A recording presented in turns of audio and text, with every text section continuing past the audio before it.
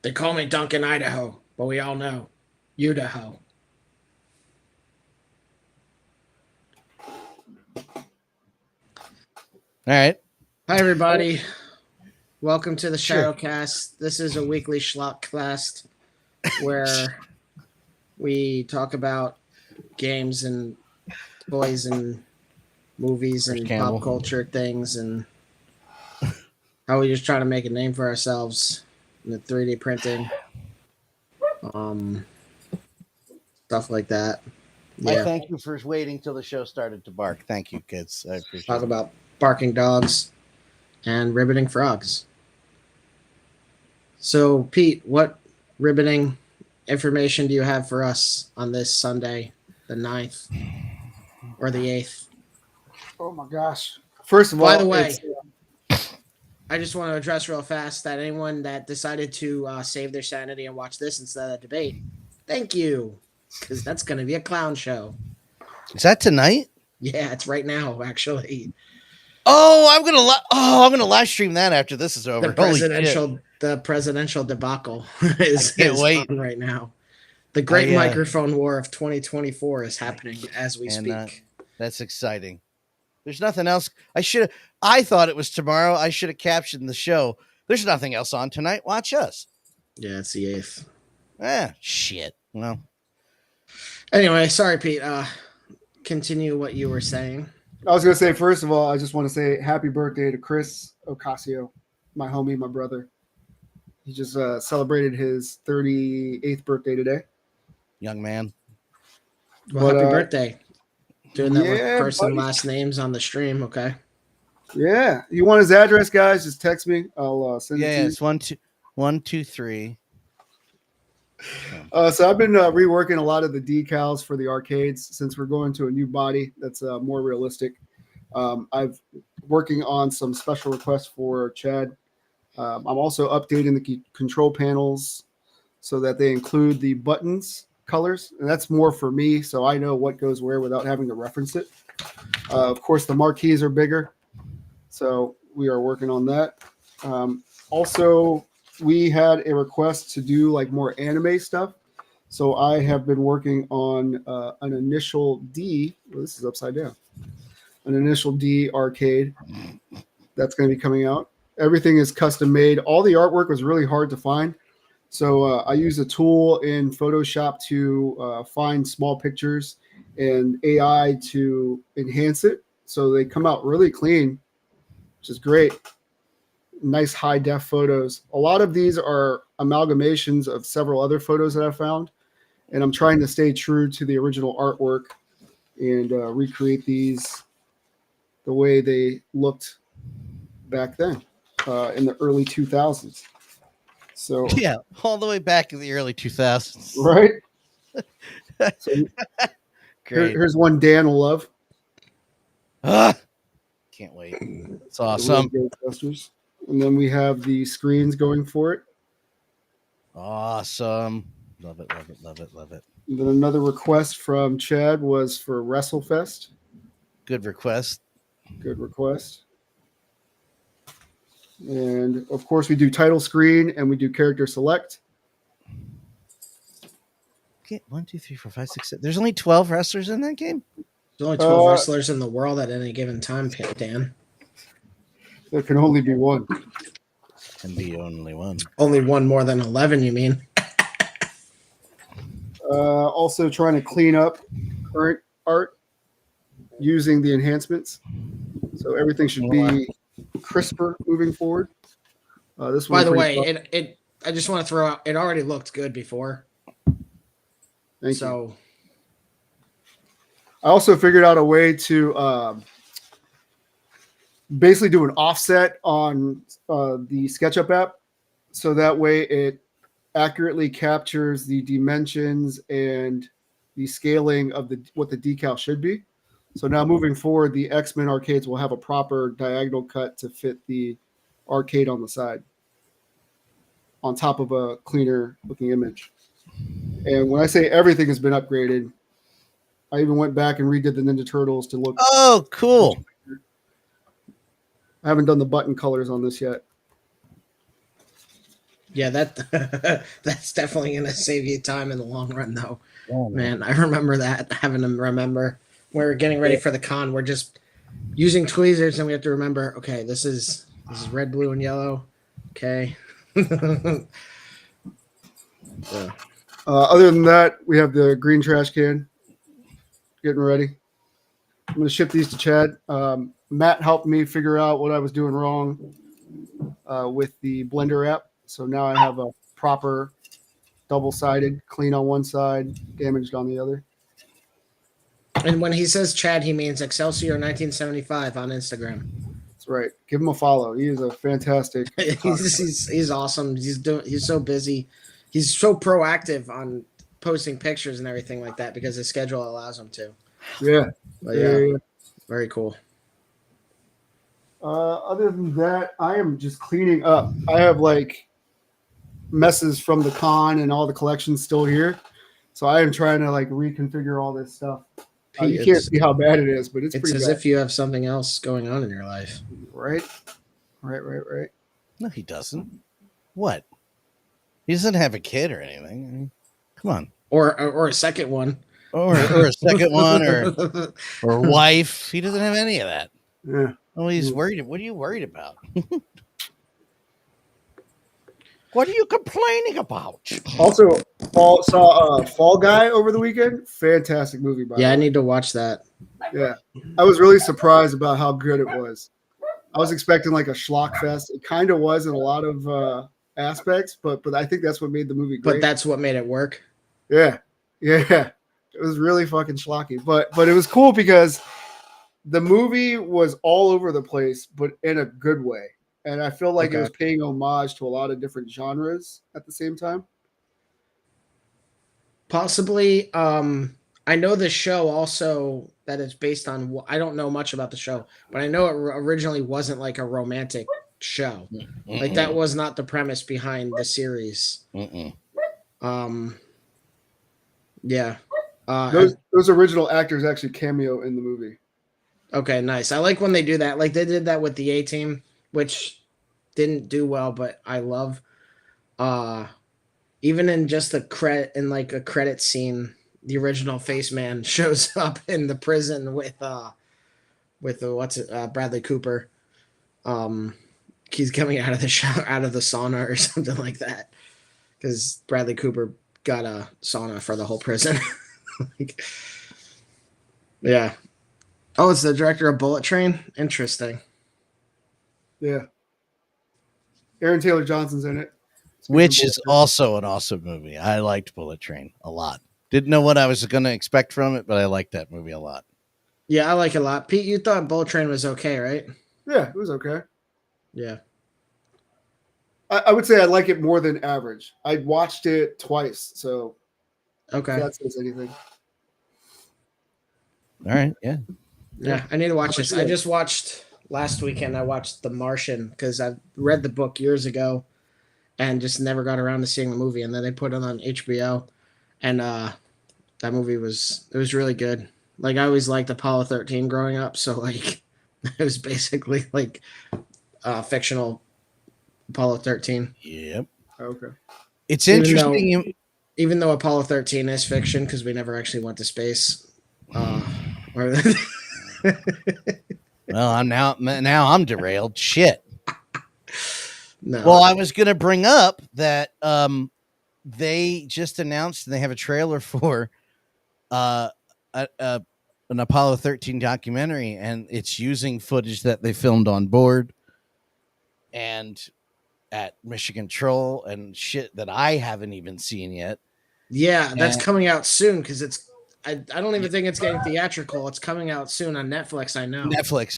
Yeah. Yeah. No. And it's like I said, it's stuff that I haven't even seen before, and a lot of people forget or not aware that friggin' dogs that I love them so much. But please be quiet. They're not that bad, I promise.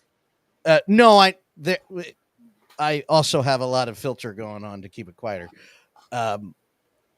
That nobody cared. The American public did not care that there was another mission going to the moon. Nobody watched. I think they don't. I think the story is kind of fictionalized in the movie, but it actually didn't air the broadcast of them presenting from the ship to cable networks because nobody cared. And then this happened when the accident happened. Then everybody cared. Yeah. So a lot of it was, and I think a lot of them filming was passing the time as well, because that's a lot of fun to try to. I'm more intrigued. I'm really intrigued to see. There is a. I read Lovell's book in like 6th grade because I did a report on it, and there's a lot of it I've forgotten, but I'm really interested to hear more about them navigating and the quick burns that they did, and they're all doing arithmetic to figure it out. Yeah. And they're all using on the fly. Yeah. On their notepads, writing it just while they're freezing and losing oxygen, and just writing this down on pen with pen, and also navigating the stars just on their knowledge of the map of the stars. That's with I believe that they were using were they using a sextant compass? No, sextant wouldn't be. The sextant uses gravity. Oh yeah, I know I'm using the wrong term, but they were using. They were using trigonometry in terms at their time. Yes. Well, they had to use trigonometry because that's basically what you do in physics. Luckily, they didn't really have to contribute gravity as a factor, but yeah, like ideally you do physics in a vacuum anyway because it's easier to predict any variables. I want to see more about that. That's the stuff that also always fascinated me seeing the movie as a kid was.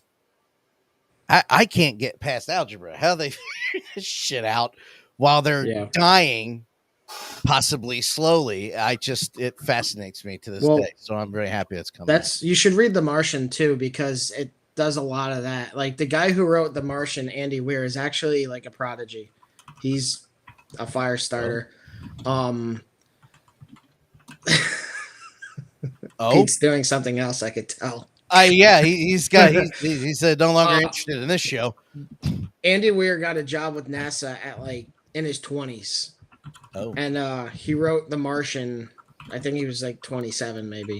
And if you ever read The Martian, it's so it's written really well. So there's a lot of character and everything to it, but it's also just a lot of once it starts getting the math and science, you're like, oh fuck.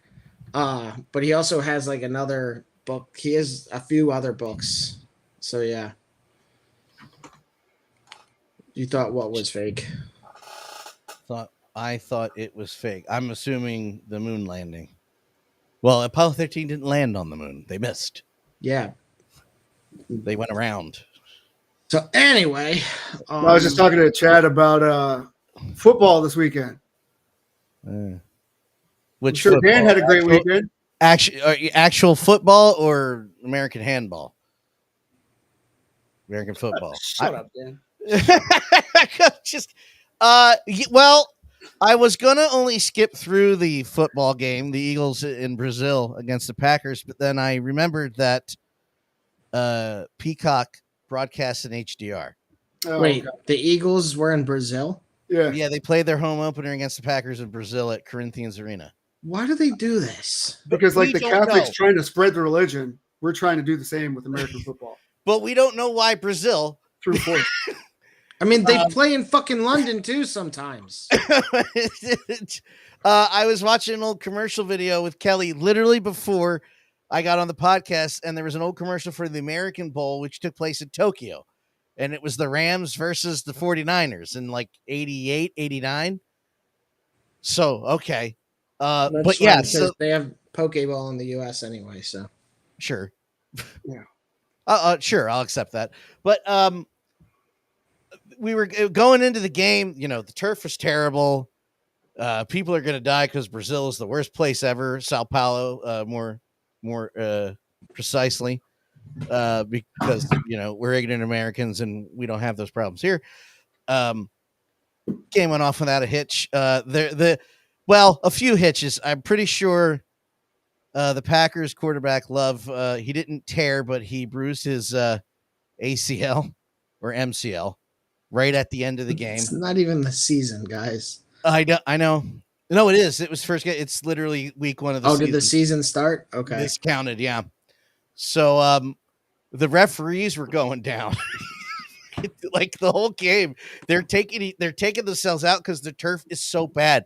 Look up Veteran Stadium turf and then compare it to this issue. And I think this actually finally tops Veteran Stadium in Philadelphia and how bad that was.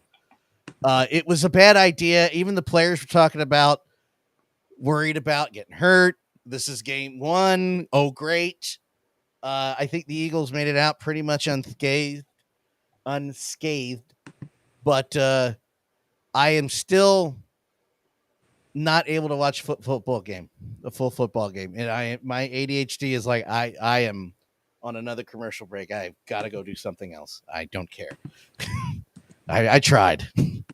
Well, I heard that Saquon Barkley scored 3 touchdowns for the Eagles. Yes, he did. I was going to correct your pronunciation, then I realized I don't care. Saquon Barkley. There is one play where he got through. I'm sorry, Matt. I didn't bring up the football, but it's all right. It's Saquon's to no one. So fair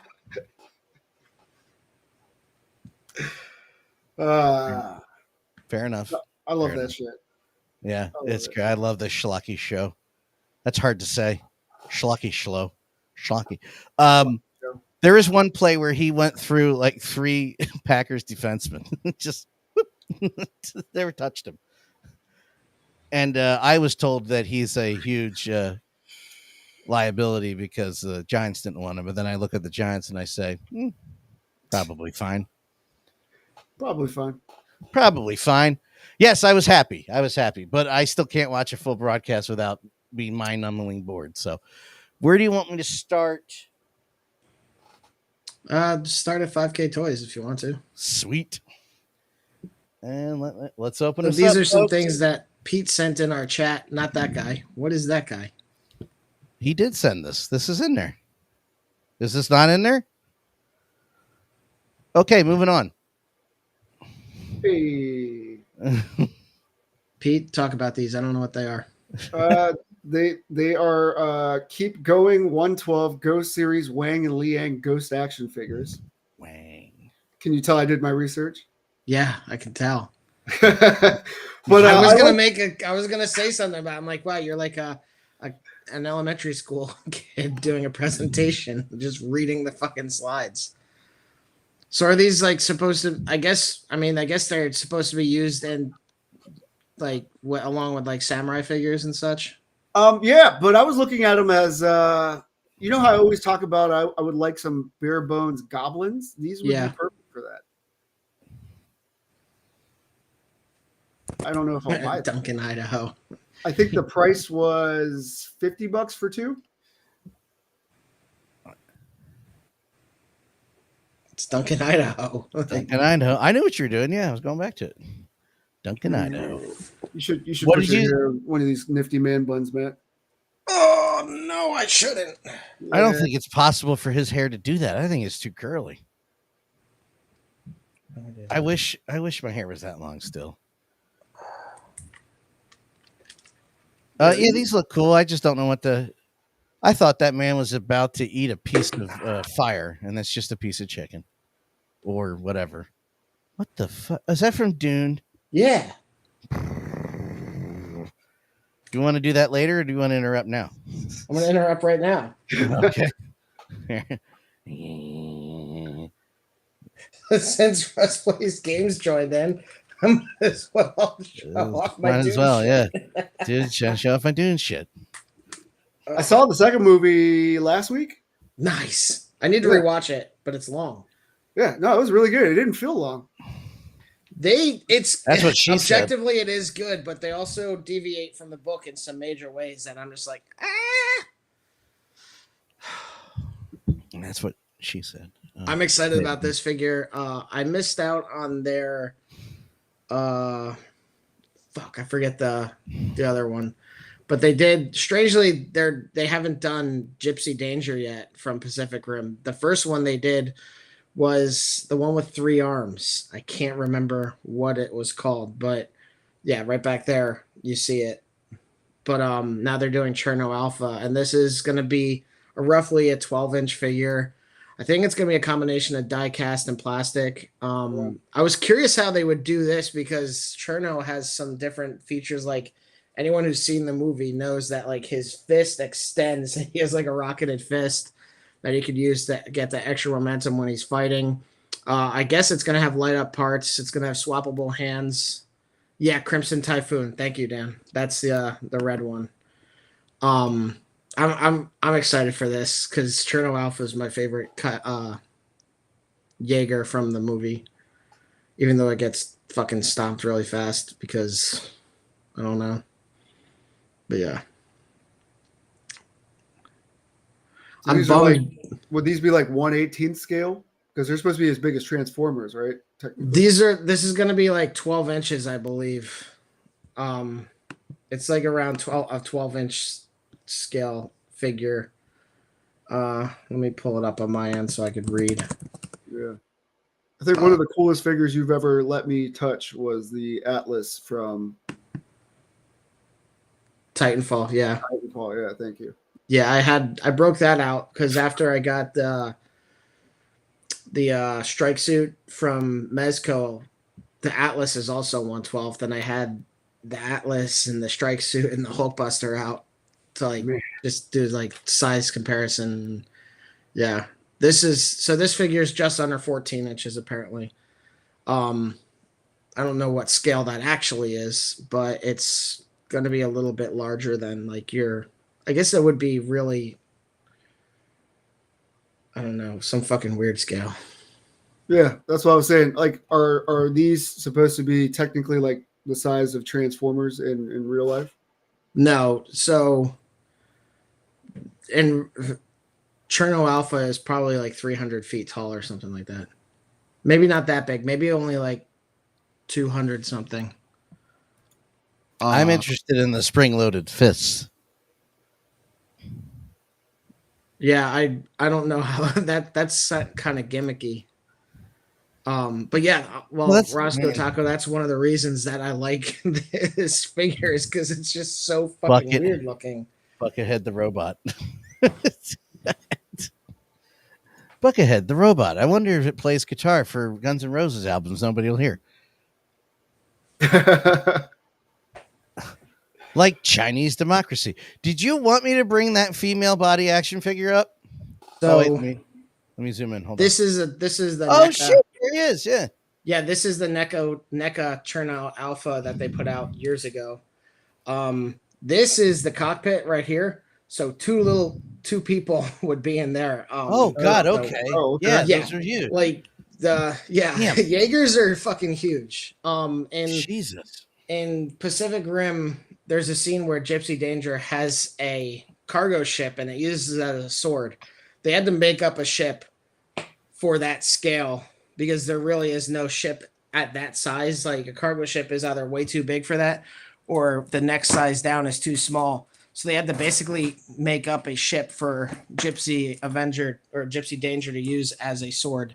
And then they proceed to fuck up Tokyo or wherever they are while it's fighting Otachi. Yeah, I'd fucking know their names. The real sad thing is that Scunner was only underwater. Scunner's my favorite kaiju. So yeah, I'm excited for this one. They never. I mean, what? What's the price tag on this? It's just under 300. But like I said, it's made with die cast, and no one else is making this level of quality on this figure. Does that light up? I'm guessing that that's gonna light up that too. Yeah.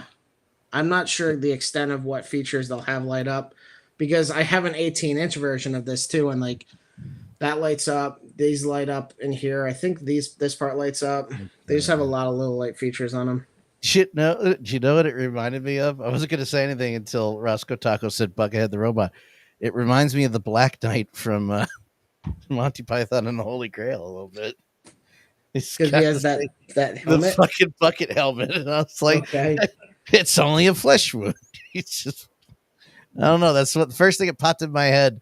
It's very similar, except the giant smile Yeah. across the front. Well, it's a nuclear reactor in his head. So. Oh, good. Right. Did we talk about that? Or Yeah. Skip? Okay. Well, I typically, yeah. I mean, usually they don't post anything with nudity on websites, like they censor it. But people are a lot of times people are looking for blanks so they can do kit bashes or customs of their own. So Exactly. yeah, like this is another one because 2 weeks ago, we were talking about that Chun-Li figure and then talking about another third party. This is available on 5K Toys. It's also actually on Big Bad Toy Store, along with that other third party Chun-Li figure. If you're not comfortable with 5K Toys, and I've never had a problem with 5K, so I definitely, if you're interested in looking at them, I haven't had issues. I don't have anything bad to say about 5K Toys. I was going to say, you said something last week, like it's hard to keep track of the pre-orders. It looks like they upgraded that. I checked maybe about 2-3 days ago, and I was at the very bottom of the 5K. 5K is pretty good about VC Toy Box is the one that used to be tricky, but even VC Toy Box has updated it. So you can log in and look at everything that you've purchased and pre-ordered. And it wasn't like that back when I first started using them, unless I was using it entirely incorrectly. I don't know. You're absolutely right. I was going to say that too, but because I was looking for if I still had a Marlon Brando Mafia Boss version pre-order. I think I canceled it because they announced that like 5 years ago and it just never came out. So yeah, that was a similar thing with the Rest of Us figures, the knockoff Last of Us from Limb Toys. 5 years, like that's a long time. Yeah, I was lucky to get them at the price I did when they dropped. Yeah, actually, you really did luck out. You didn't get the bonus pack, but the bonus pack only had, I think, a gas mask, a Molotov, a machete, and one other thing. Like it wasn't. So is the figure like anatomically correct, or they just have to censor that and it's blank like a Ken doll? No, it's going to be anatomically correct. Oh, interesting. Yeah, it's kind of weird that some studios do that. How I feel about that. Yeah, there's a company that does silicone figures, which I wouldn't recommend buying because they're really kind of cheap. But they have a muscular skeleton inside of them, so they articulate really well. But silicone dries out, and like even with like Star Ace figures and like 1/6 Star Ace figures, and then other third party ones, if you leave them in like a pose, that silicone will dry out and crack, and then you'll have the interior showing, and like it gets damaged easily. Silicone is a nice medium to simulate like flesh, but I don't know how willingly I'd go for a figure that had silicone on it just because.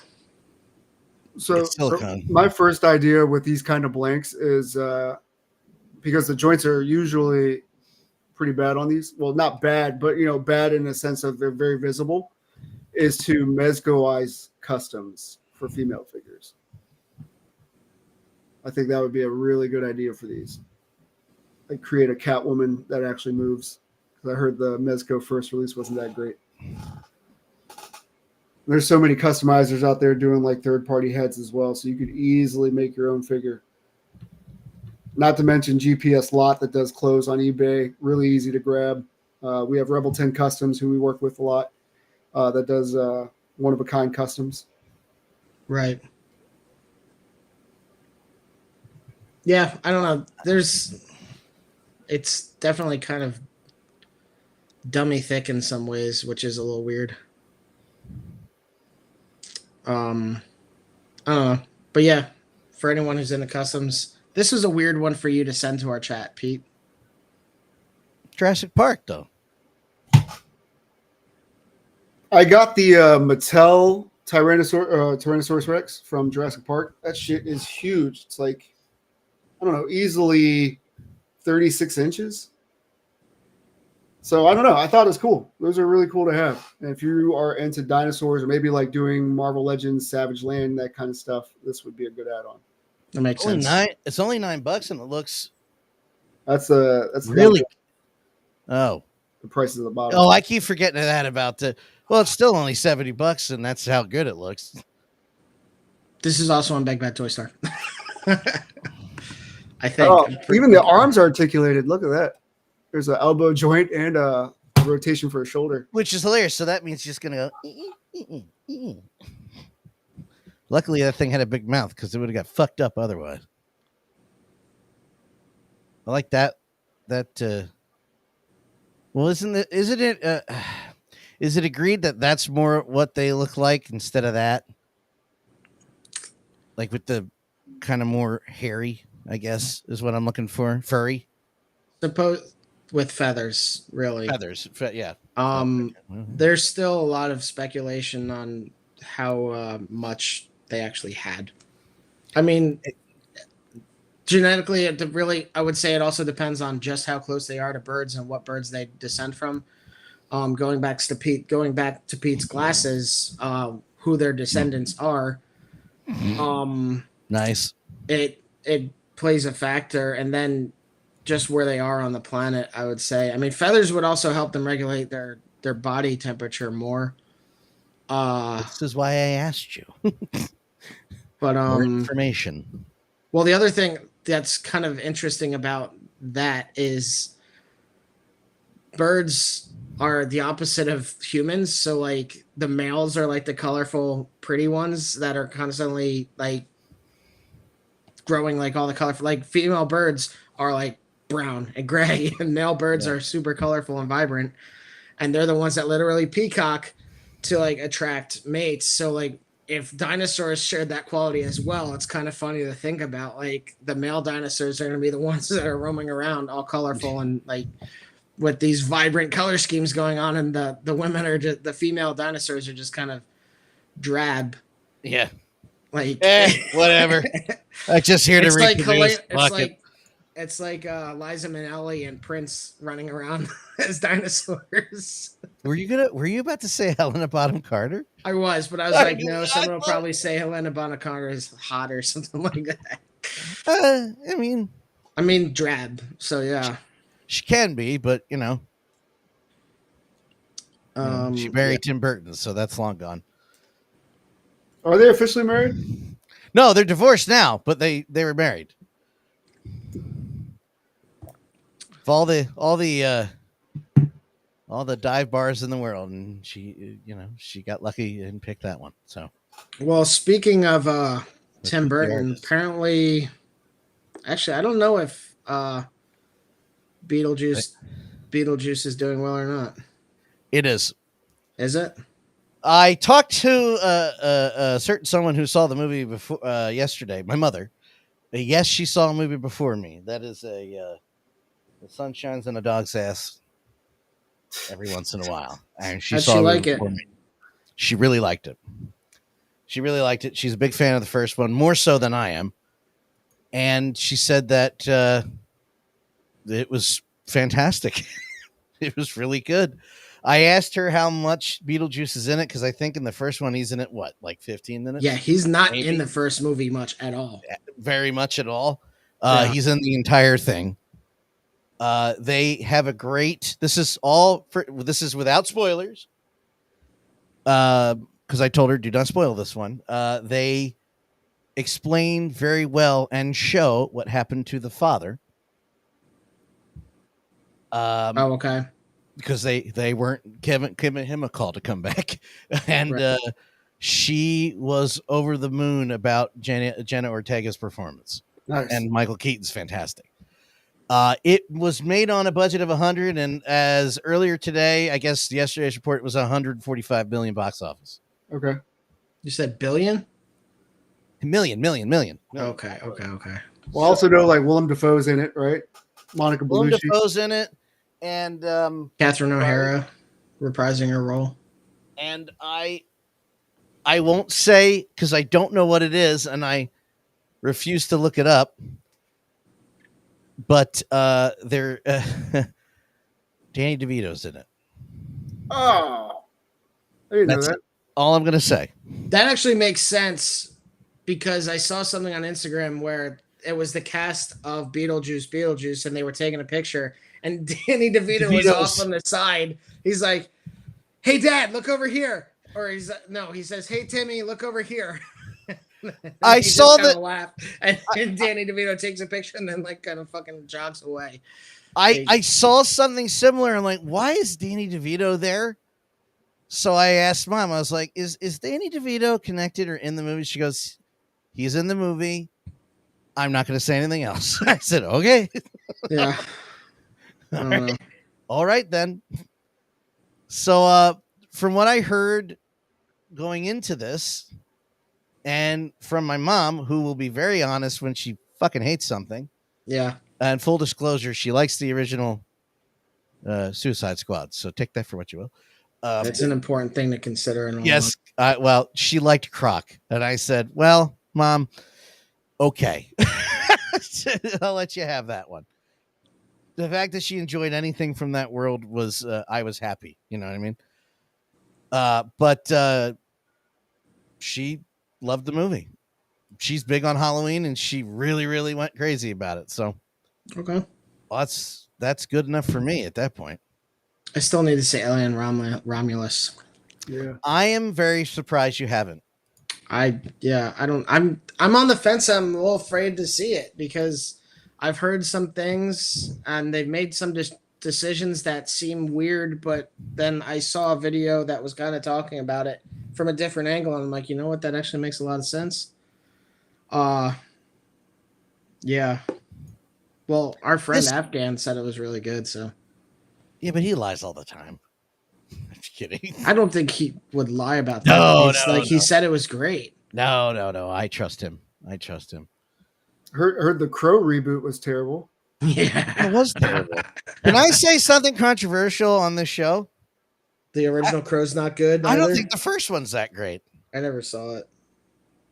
I also have a problem watching it, being that the guy got shot and died. But still a great movie. Okay, Dan. I'm just saying, he died and they still finished the movie. Yeah, well, you still watch WWE? Barely. Who died?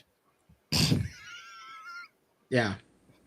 Who died? Who was ever sexually assaulted? Who was ever taken advantage of? That's not what I was saying, you big fucking asshole. I was talking about that it was hard to, like, this is kind of sad. It's sad that he's gone and the movie continues. And was there like 2 sequels? 3? 2? And we don't talk about those. I want to say technically 4. Is there technically 4? Yeah. I know there's a Spanish guy, the guy from Terminator 2. Which guy from Terminator 2? Michael Biehn? No, he's in the first one. He's in a deleted. He has a cameo in the second one. It's a deleted scene. There's a scene in the extended cut. It's a deleted scene. It doesn't count. No, Edward Furlong's one of the Crows. Edward Furlong's one of the Crows. Are you serious? Yeah. Honestly, yeah. Serious. I feel like the Crow is successful in like the same way like the Heath Ledger Joker is so popular because there's like they died. Ironically, 2 weeks ago, I rewatched that because I asked Kelly, and I forgot why. I saw a clip of something. I'm like, is that performance good, or do we only care because he died? No, he does a good job with the role. And Kelly, who fucking hates Batman, doesn't take it, but fucking hates Batman. I've told you that story, Matt. Where she finally, I don't know if I ever told you this, Pete, but the umpteenth time I'm talking about something new with Batman.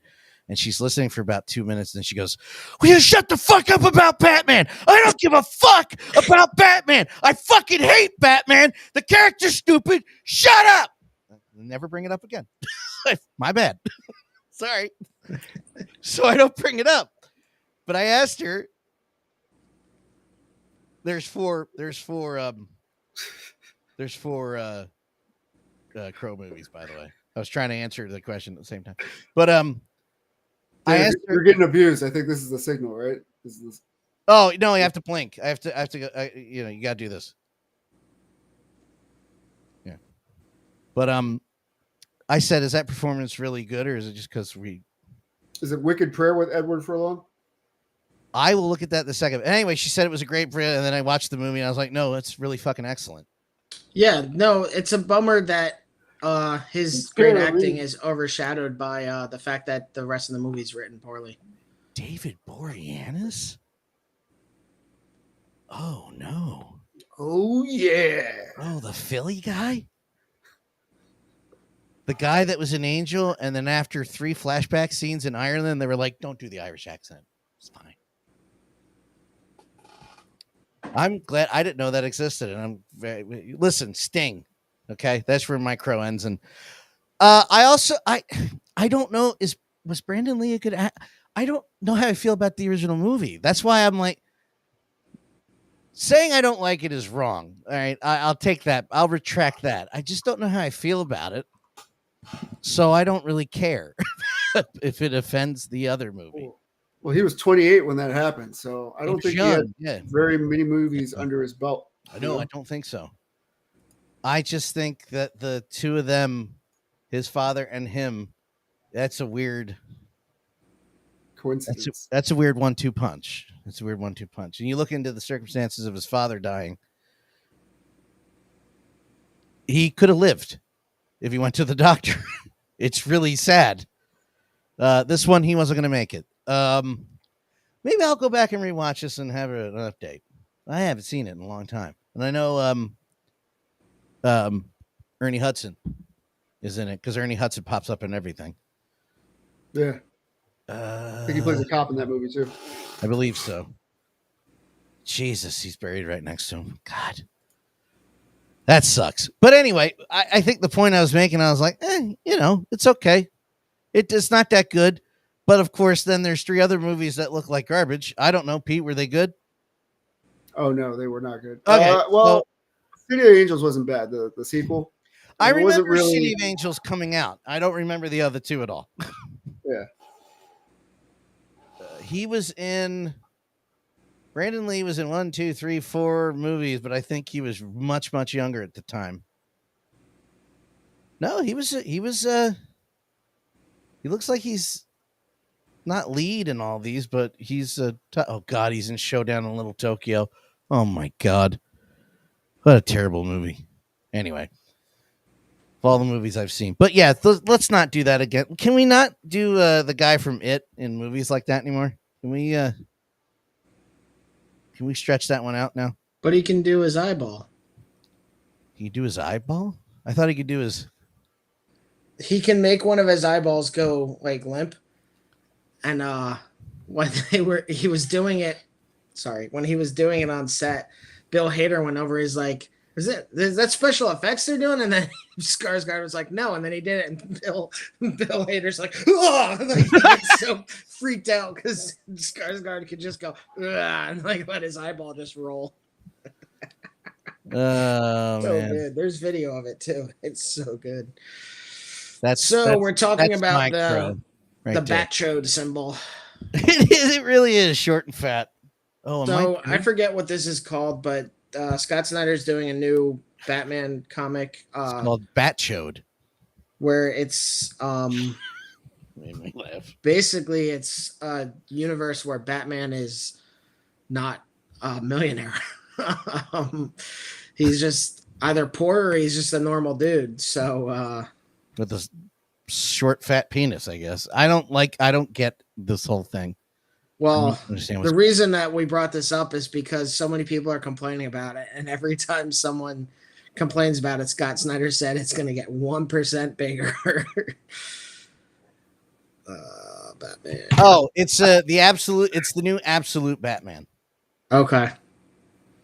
And somebody asked him, why don't you step in and do something? He goes, I have no control over the.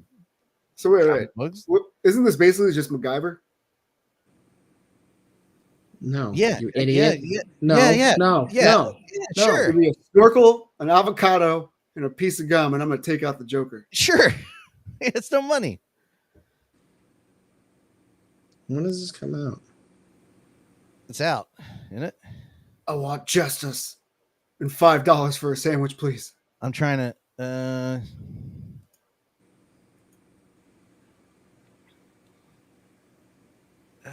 His turn chest arm. I'm saying the logo is just for absolute Batman con. It's in November. That's what I was looking for. Yeah. There's a bunch of all. I mean, here, what happened? People are saying that Scott Snyder's Batman run is very bad. You shut your face. Who said that when? Some idiot on Reddit. Oh, well, there you go. It's Reddit. What is he holding? Those umbrellas? The No, dolphin bats? No, it's the end of his cape. It's like Cardinal Copia. Okay. I think that's it doesn't look too bad in that. I think it looks weird in some illustrations, but like fucking get over it. It's a bat logo. It's okay though. Yeah, looks fine. Yeah. I can't believe I'm saying this. That looks fine. When you see it like that, I don't know, but when you see it as a chest emblem, it's not so bad. Well, like go back 1 or 2 images more. The first one, yeah. Yeah. I'd love to. Come on. There you go. Like there, I honestly don't care too much for that drawing in general. It's kind of lazy. Yeah. Like it feels a little left fieldish. Let me try to get a bigger. You're not gonna. The website's freaking out, dude. No, it's because I did this. I got you. There we go. Dan knows what he's doing. Yeah, this overall drawing I'm not crazy about. Just looks a little weird. Yeah, it's But yeah. It's all right. I'm sure there's gonna be a cool story behind it, like why he chose the logo the way he did, or something like that. Maybe it's bulletproof. I mean, it goes back to not to get serious for a minute. It goes back to what we were saying before and what Craig and I say on the wrestling podcast all the time. Just wait the fucking story. Wait. You saw one image. Somebody sees 30 seconds from a trailer. That movie sucks. You saw literally 30 seconds, of which 15 of those seconds are going to be cut out of it. Yeah. But we all knew the Crow was going to suck. The Crow reboot.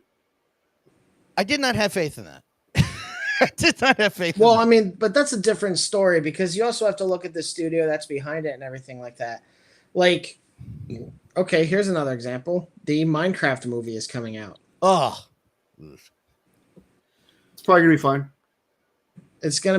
Unfortunately, it's going to be a kid's movie. Sure. I mean, I want Jack Black to do more adult movies because he's hilarious. But I want him to get back with Tenacious D and stop being a little bitch. But that's a whole. I want you to shut the fuck up. I like them in Jumanji. I haven't seen Jumanji at all. Okay, both of them were decent. Kelly said those were good movies. Yeah. I trust her more than my mother. It's cool because they're like sequels. Also, they're not like trying. Yeah, to they're not.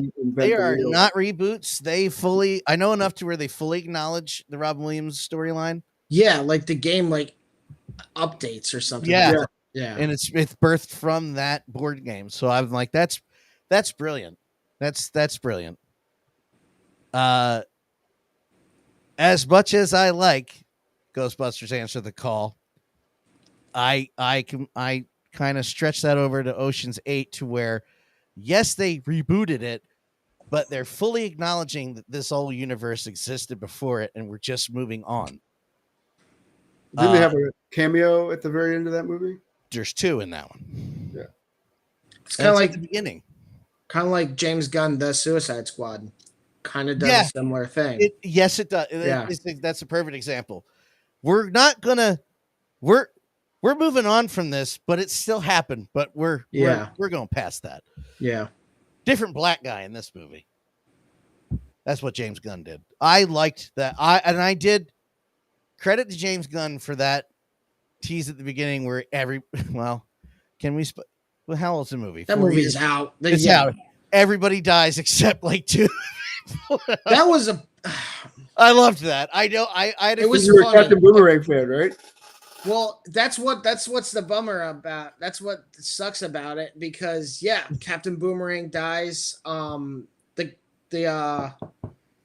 Good. Fuck him.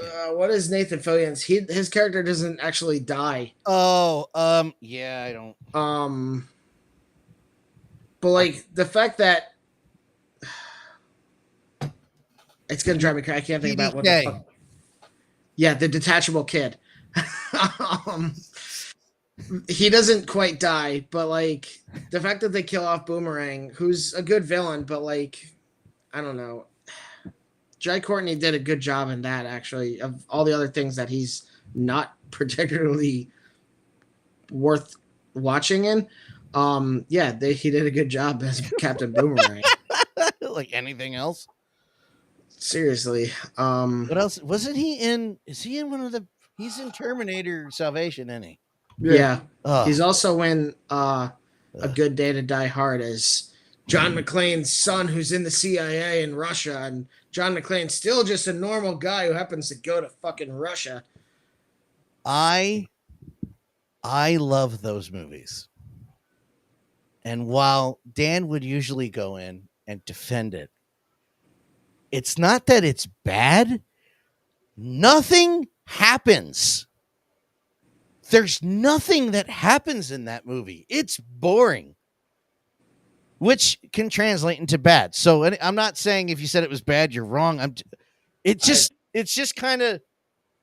I saw it once and don't feel any need to watch it again. I've watched it twice and it did not get better the second time. I have the Nakatomi Plaza deluxe set where the discs are housed inside of the foundation of Nakatomi Plaza. So I watched it a second time because it came with that box set. And the first four, well, first one's a classic. Second one is a classic for different reasons. Third one's awesome. I love the fourth one. And not just because Kevin Smith is in it. I know some people were not interested in that. I liked it. And then you get to this one and you're like, why?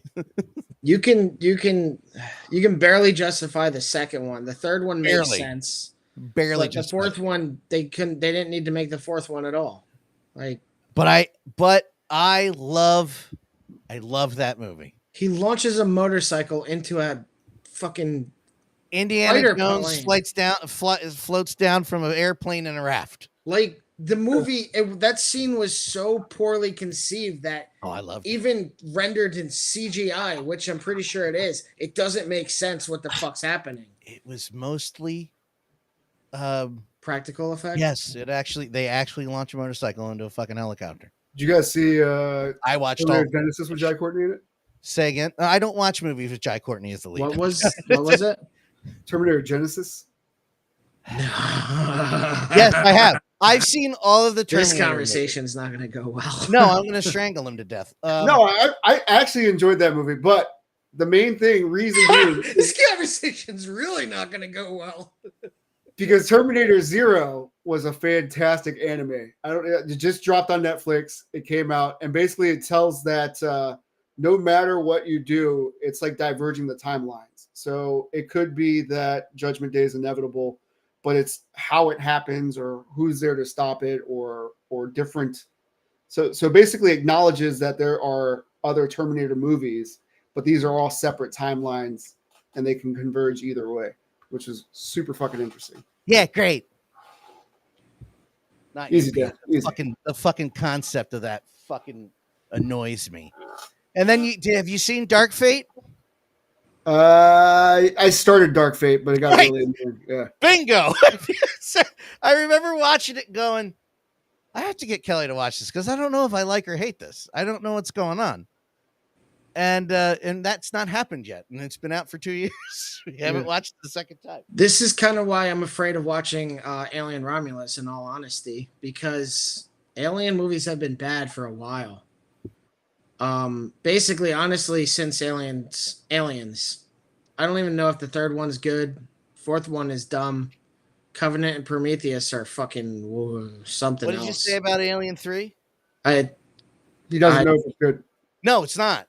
Yeah, exactly. Like, I haven't gone out of my way to watch it because I remember enough about it to know. You lose me at the beginning of Alien 3 where you have established that in Aliens, the little girl and her and Bishop And Bishop make it. And Michael Biehn. And then they start Alien 3 by going, they died. Yeah. That's so fucking stupid. That doesn't advance the story at all. Who wrote and directed Alien 3? Fuck Dick McMunch. Oh, not James Cameron? That's my pen name, excuse me. Dick McMunch. Actually, you know what? It's fucking Fincher, dude. David Fincher? Fincher directed it. It was written by it was written by 3 guys. That's the other thing is like, okay, Aliens is great, but Aliens deviates very much from the original intent of the movie Alien. Sure. Which is like a space horror thriller type thing. And then they turn it into a great, but full-on action movie. Like, same with Terminator. Yeah, like it's basically Terminator 2. I was thinking that as I watched it, I'm like, so basically, yeah, we got this first movie, which was like thriller, suspenseful, one enemy that like seems unstoppable and overpowered after your protagonist, and then you get the second one where like, fuck it, James Cameron steps in with a huge budget and just everything's fighting everything. He's like the original J.J. Abrams back in the day. I wish Titanic was an action movie. What? I wish Titanic was an action movie. Yeah, that's J.J. Abrams will do Titanic, the action cut. It's only 45 minutes long, and Billy Zane has a machine gun. I want my diamond! Just wait till the boat sinks. Idiot. Okay, so the guys who wrote Alien 3 are Larry Ferguson, who is known for Beverly Hills Cops 2, Highlander, and The Hunt for Red October. Walter Hill directed and wrote on films called The Driver, The Warriors, 48 Hours movies, and Streets of Fire. And some guy has no credits unless you go into his Wikipedia. 48 he wrote the original Fun with Dick and Jane. The Postman Always Rings Twice. I Don't Care. So, he did Demon Knight. Oh, great. Okay. And Bordello of Blood. And they brought him back for Alien Resurrection. Well, that makes sense because that movie was also a piece of trash. Guess what he was also producer on? Twister. Every Alien movie that came out after that. Yeah. I think except this one. Somebody had buzzwords on their resume. And then the last one he did was Covenant, which they probably, if they were any smart, they were like, yeah, okay, we're done. Honestly, Covenant was the only one that kind of redirected it in a good way because it actually had a fucking xenomorph in it at the end, but still. Well, you don't like movie. The Jesus creatures? You don't like the white guys? The neomorphs? Whatever the fuck was going on in that movie. I don't know. I was talking to coworkers about Prometheus and Covenant, and like I didn't realize how much of them I got like mixed up in my brain. I was like trying to make sense of it as I told them. As we were talking about, I was like, holy shit, these movies were a fucking mess. That's not even touching Alien vs. Predator. Well, why would we touch that? So the people behind, I think, the upcoming Alien series actually want to do an Alien vs. Predator movie, but like actually do it with aliens just fighting predators. And not have maybe minimal, but not really have the whole human component that for some reason Hollywood can't make the movie without humans in some way, shape, or form. But yeah. So apparently, go ahead. Apparently they want to do that. There is an Alien Earth teaser out. Like a real one. Oh boy. Alien Earth? The TV series. It's called Alien Earth, if you didn't know. That's that new series that we were talking about before? Mm-hmm. And, it just shows Earth. Oh. Okay, that was kind of cool. You don't learn anything, but you see planet Earth, and you think it's just a camera shot of it in planet Earth, but it's actually in the reflection of a xenomorph's head. Can I? Well, it's only 19. It's only 16 seconds. Hold on. Here. In the meanwhile, watch Terminator Zero. Really good. Do it.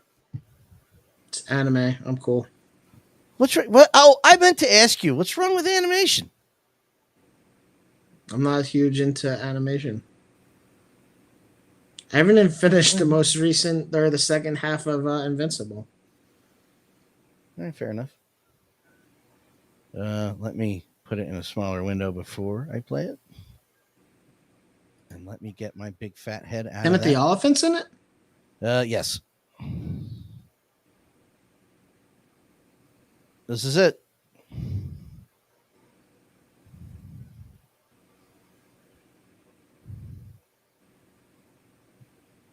That was it.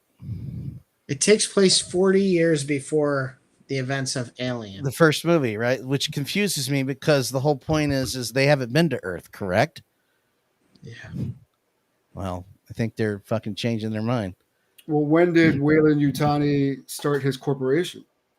Because that might tie into why Weyland-Yutani didn't know about the xenomorphs until Alien 1 ended and Aliens started. That's why not Paul Rudd. I'm Paul so Reiser. sorry. Paul Reiser. Holy shit. Paul Rudd was alive back then too. Like he was, and he hasn't aged at all.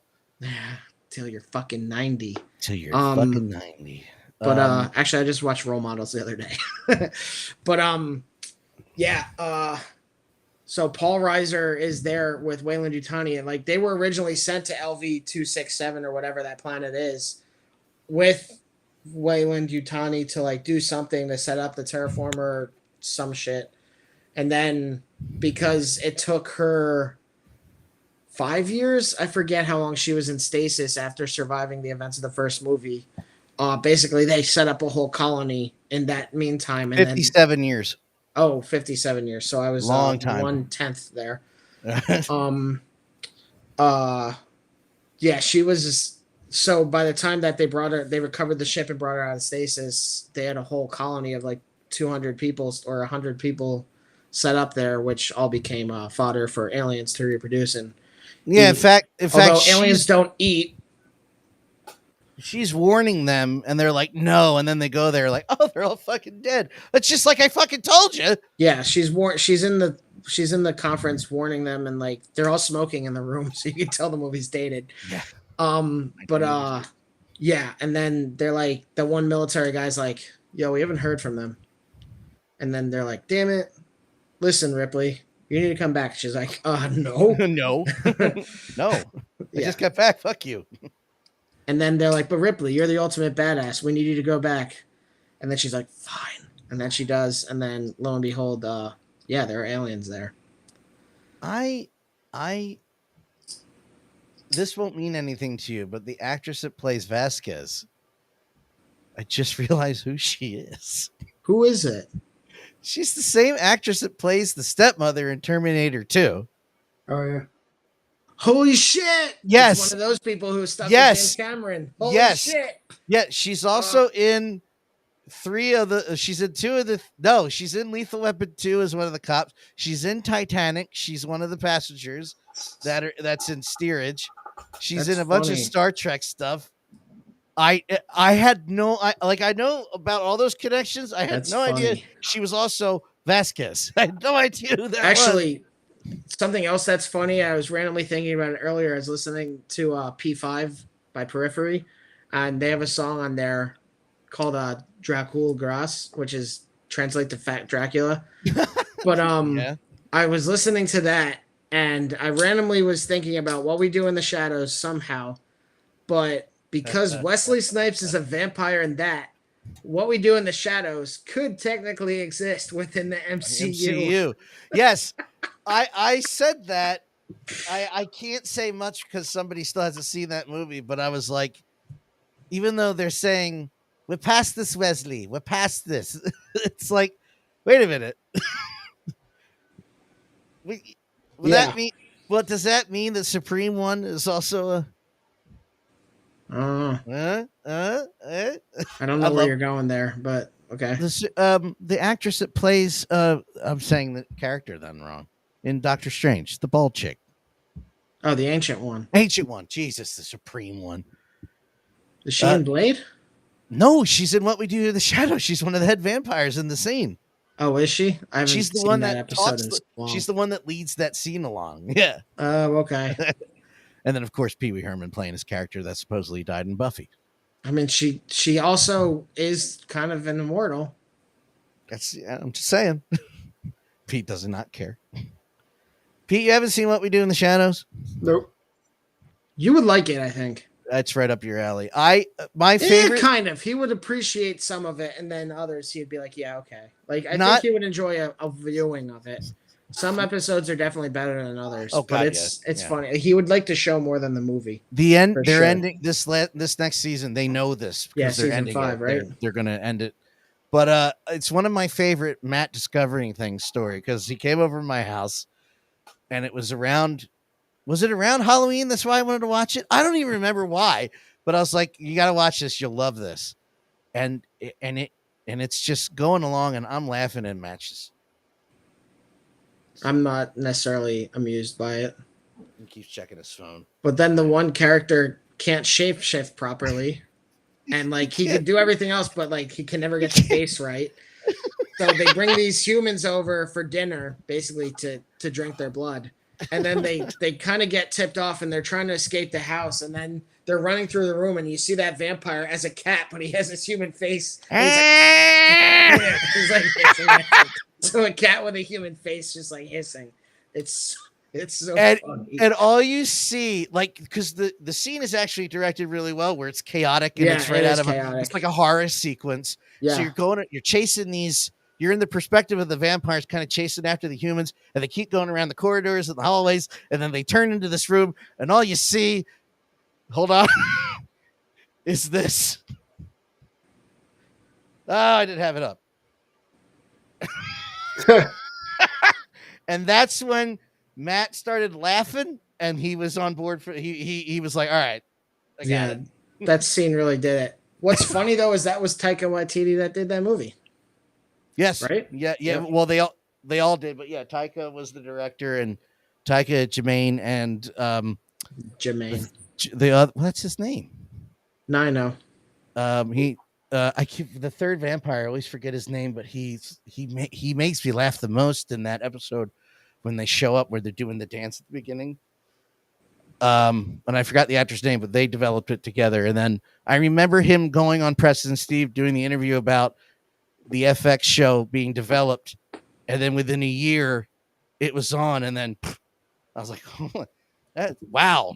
It's crazy how big it became actually, because it's just a quirky vampire series based off of an even quirkier vampire movie, like a Sundance level of quirky, like IFC level shit. There's also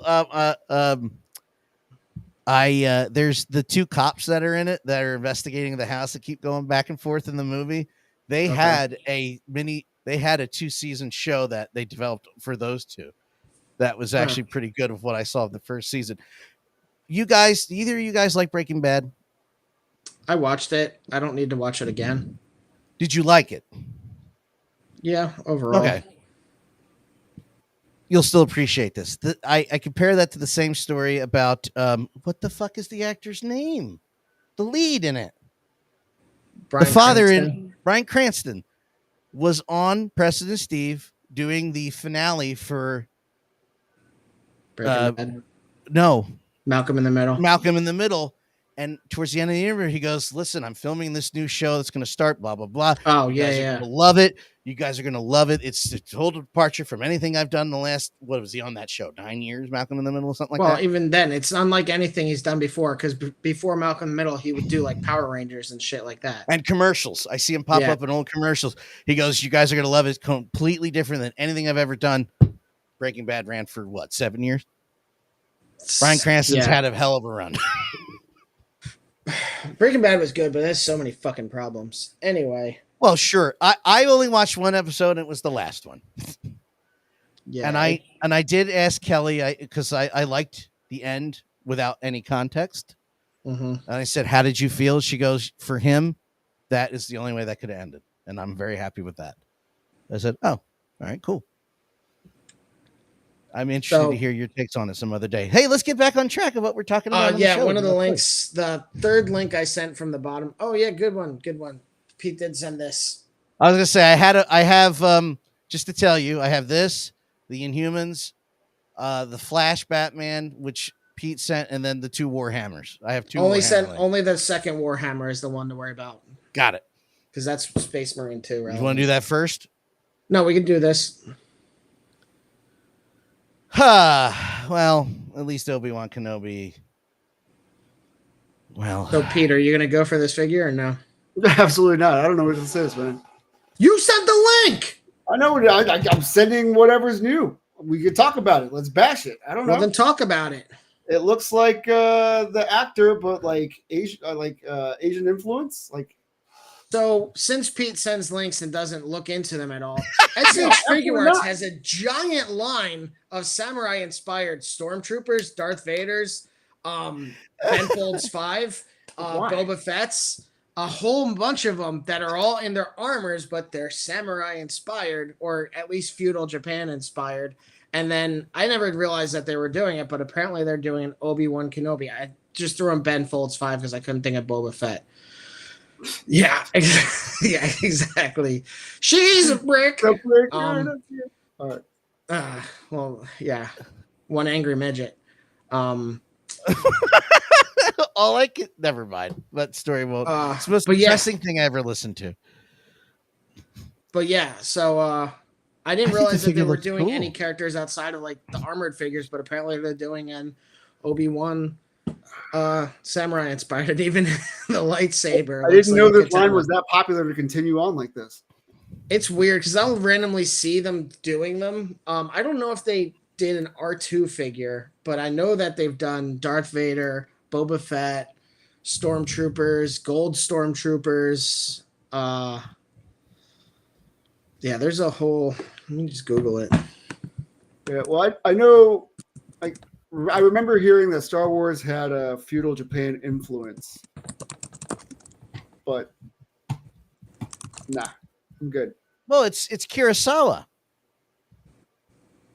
for George, the original Star Wars stuff. He's totally he's ripping off. He's not ripping them off, but it's completely the Kurosawa stuff with the samurais and the way they fight. It's all based on that originally. It's based on a lot of things. Mostly to sell toys. Don't you forget that. Not just Disney, you fuckers. I'm still bitter about the Acolyte, but whatever. What do I know? The toys make a lot of money, so I assume. Yeah, I was talking to Chris about the Acolyte last night. And I was like, man, I can't believe they canceled it. He was like, well, hopefully they'll continue on in the books. And I was like, I could see a lot of these characters coming back in some form or another in other media. And I'd really like to see Manny Jacinto's character come back. I have a feeling that they will somehow revisit this. I don't want to say universe because it's the whole universe. They will. In some other show, they'll tie it in. Well, it's not. They figure out some ways to incorporate the stuff that they have going on. Yeah, it won't be over. I think it's going to be coming back because if you want to talk about quality control, I mean, it was better than Mandalorian season 3. It was better than the Book of Boba Fett. Yeah, Pete. In my opinion, excuse me. So, Dan, click the most recent link I sent, please. Yeah. I was going to say, originally Leslie Hyland wanted to do a Sith-themed TV show, and you could see the idea behind that in the Acolyte. Oh, yeah. And apparently she received a lot of studio pressure to switch the vision to a more Jedi-focused one. And I think it's just crazy to fire her and cancel the story when it wasn't her fault to start out with. That's my problem with Disney right now, and I don't even care about the internet thing where who is leading the. You know what I mean? I'm not. Yeah. I don't even care about that. It's more about Disney. It's like Sony with Answer the Call. You change the stuff, and then you're like, "Well, you're done then, Paul." Well, no, you did it.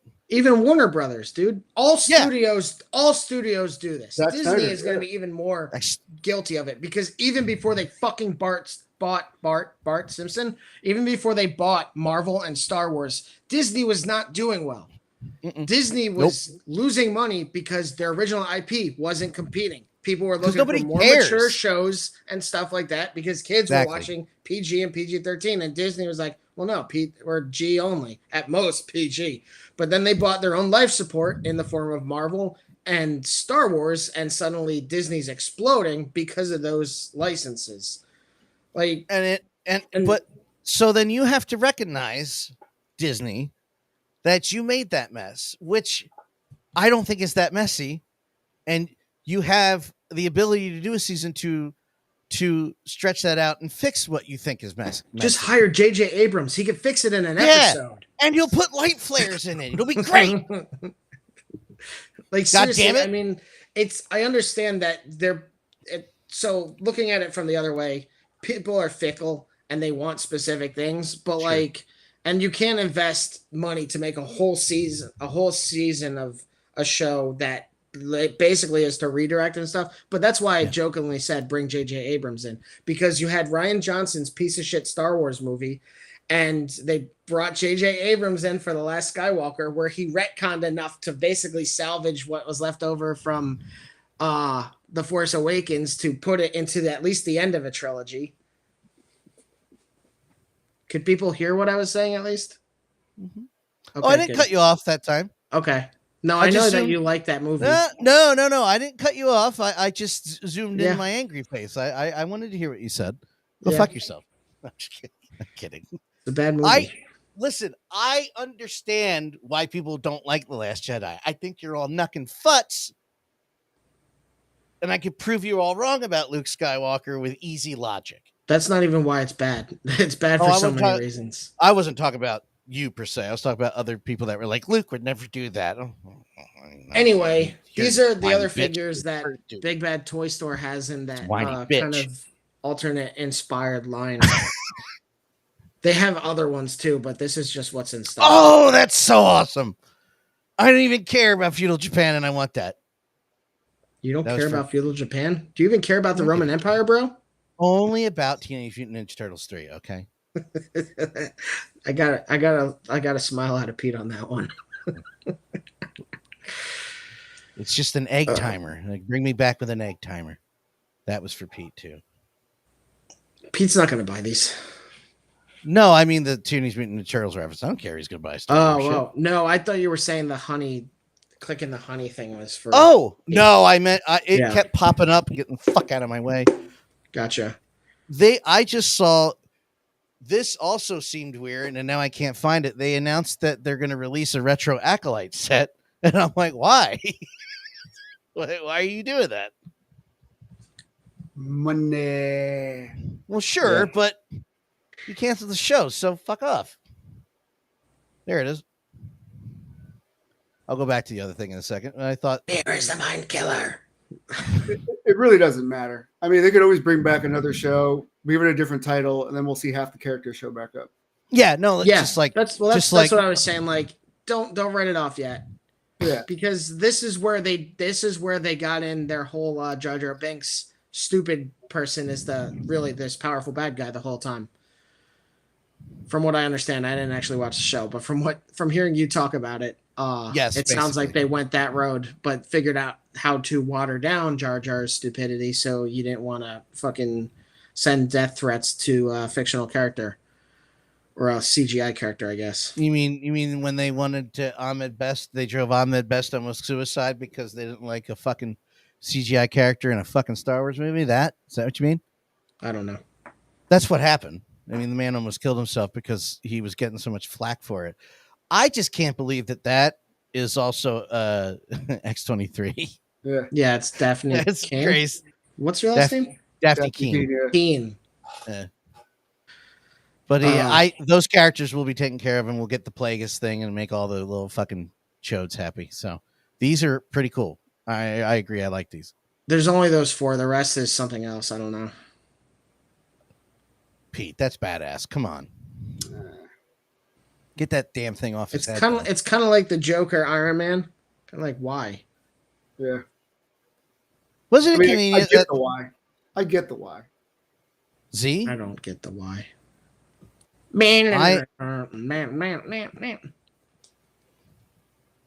She's ding ding ding ding ding ding ding ding ding.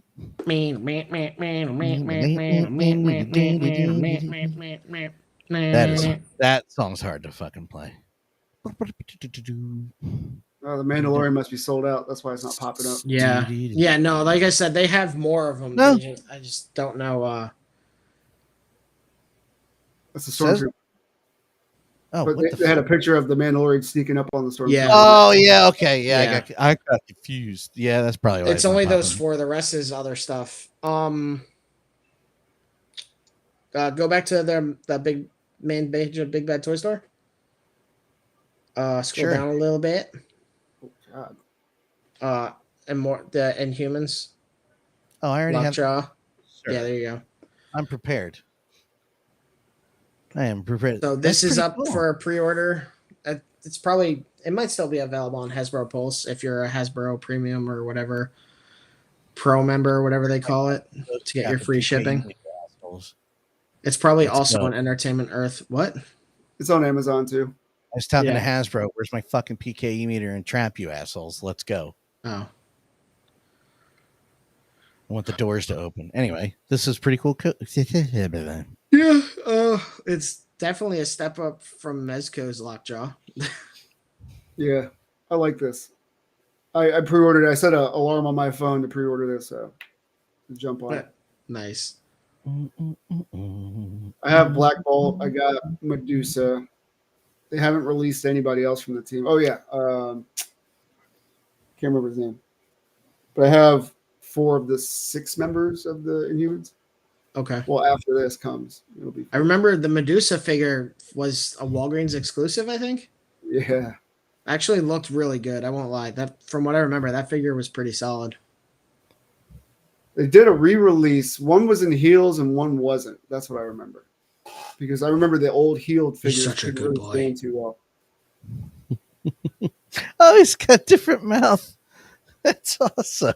That's brilliant how they did the legs. They said that the articulation would have bumped into the body, so they just made it swappable legs. I was gonna say I think that doing that with the mouth as a separate piece is also smarter than putting an articulated jaw in there. Yeah.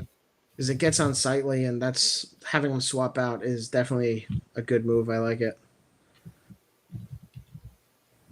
But yeah, the set looks good. I just don't do Legends, and I also don't do Inhumans. Legends has been stepping up, man. I mean, like I know. It's just they're like close to like comparison in imports now. Like Mafex, there's no pins. The articulation's better. The head sculpts are coming out great. The only thing is they're lacking is the accessory department. But this is a deluxe box set, so this is different. They announced a Quicksilver. That's going to be a Walmart exclusive in the green costume. But I believe Quicksilver and her are together in the comics. You know what? Actually, this is kind of a sidebar, but I wish that Hasbro would get with Fortnite and release the Marvel versions of some of the Fortnite skins. Because, like, in this current season of Fortnite, it's Dr. Doom, but, like, War Machine and Iron Patriot in it, and they fucking nailed War Machine's suit. Like, it looks so good. I do like the Iron Patriot as well. Yeah, Iron Patriot also looks really good. Even what's her face? The Crystal Lady. Emma Frost. Yes, thank you. Emma Frost looks really good. And if you get her power weapons, everybody else is fucked. They also did a good job of Doctor Doom. Like that Doctor Doom skin is finally available, and that actually looks really good too. I unlocked it without trying last night. I have all the Doctor Doom shit, and I went to the castle once. You don't have to get the second one. I think you have to do that. You have to like use his whatever weapon upgrade power thing he has. Yeah, like they actually did a really good job with the War Machine and Iron. Yeah, they did not fuck around, sir. They did not. Oh, there it is. Sorry, I found a better image I was looking for. Boom. I do like the Lego version of the figure too, which is what. Yeah, but he only comes with that. It's the only, iron. Yeah, it's not a Iron Patriot. It's still just a War Machine. But yeah, I love having all the little Lego skins for Lego Fortnite because I'm a fucking dork. I'm surprised that there aren't like more, as big as that game is, and I know it's arguably not as big as it used to be. I don't care. That there's not more crossover toys as well. Well, it's because Jazzwares has the license for Fortnite, and Jazzwares. Yeah, exactly. You're just like, what? Jazzwares. Oh, I know. I thought that was weird. Yeah, Jazzwares is not great. They operate in a way that makes them feel like a small company, and I'm pretty sure they're not.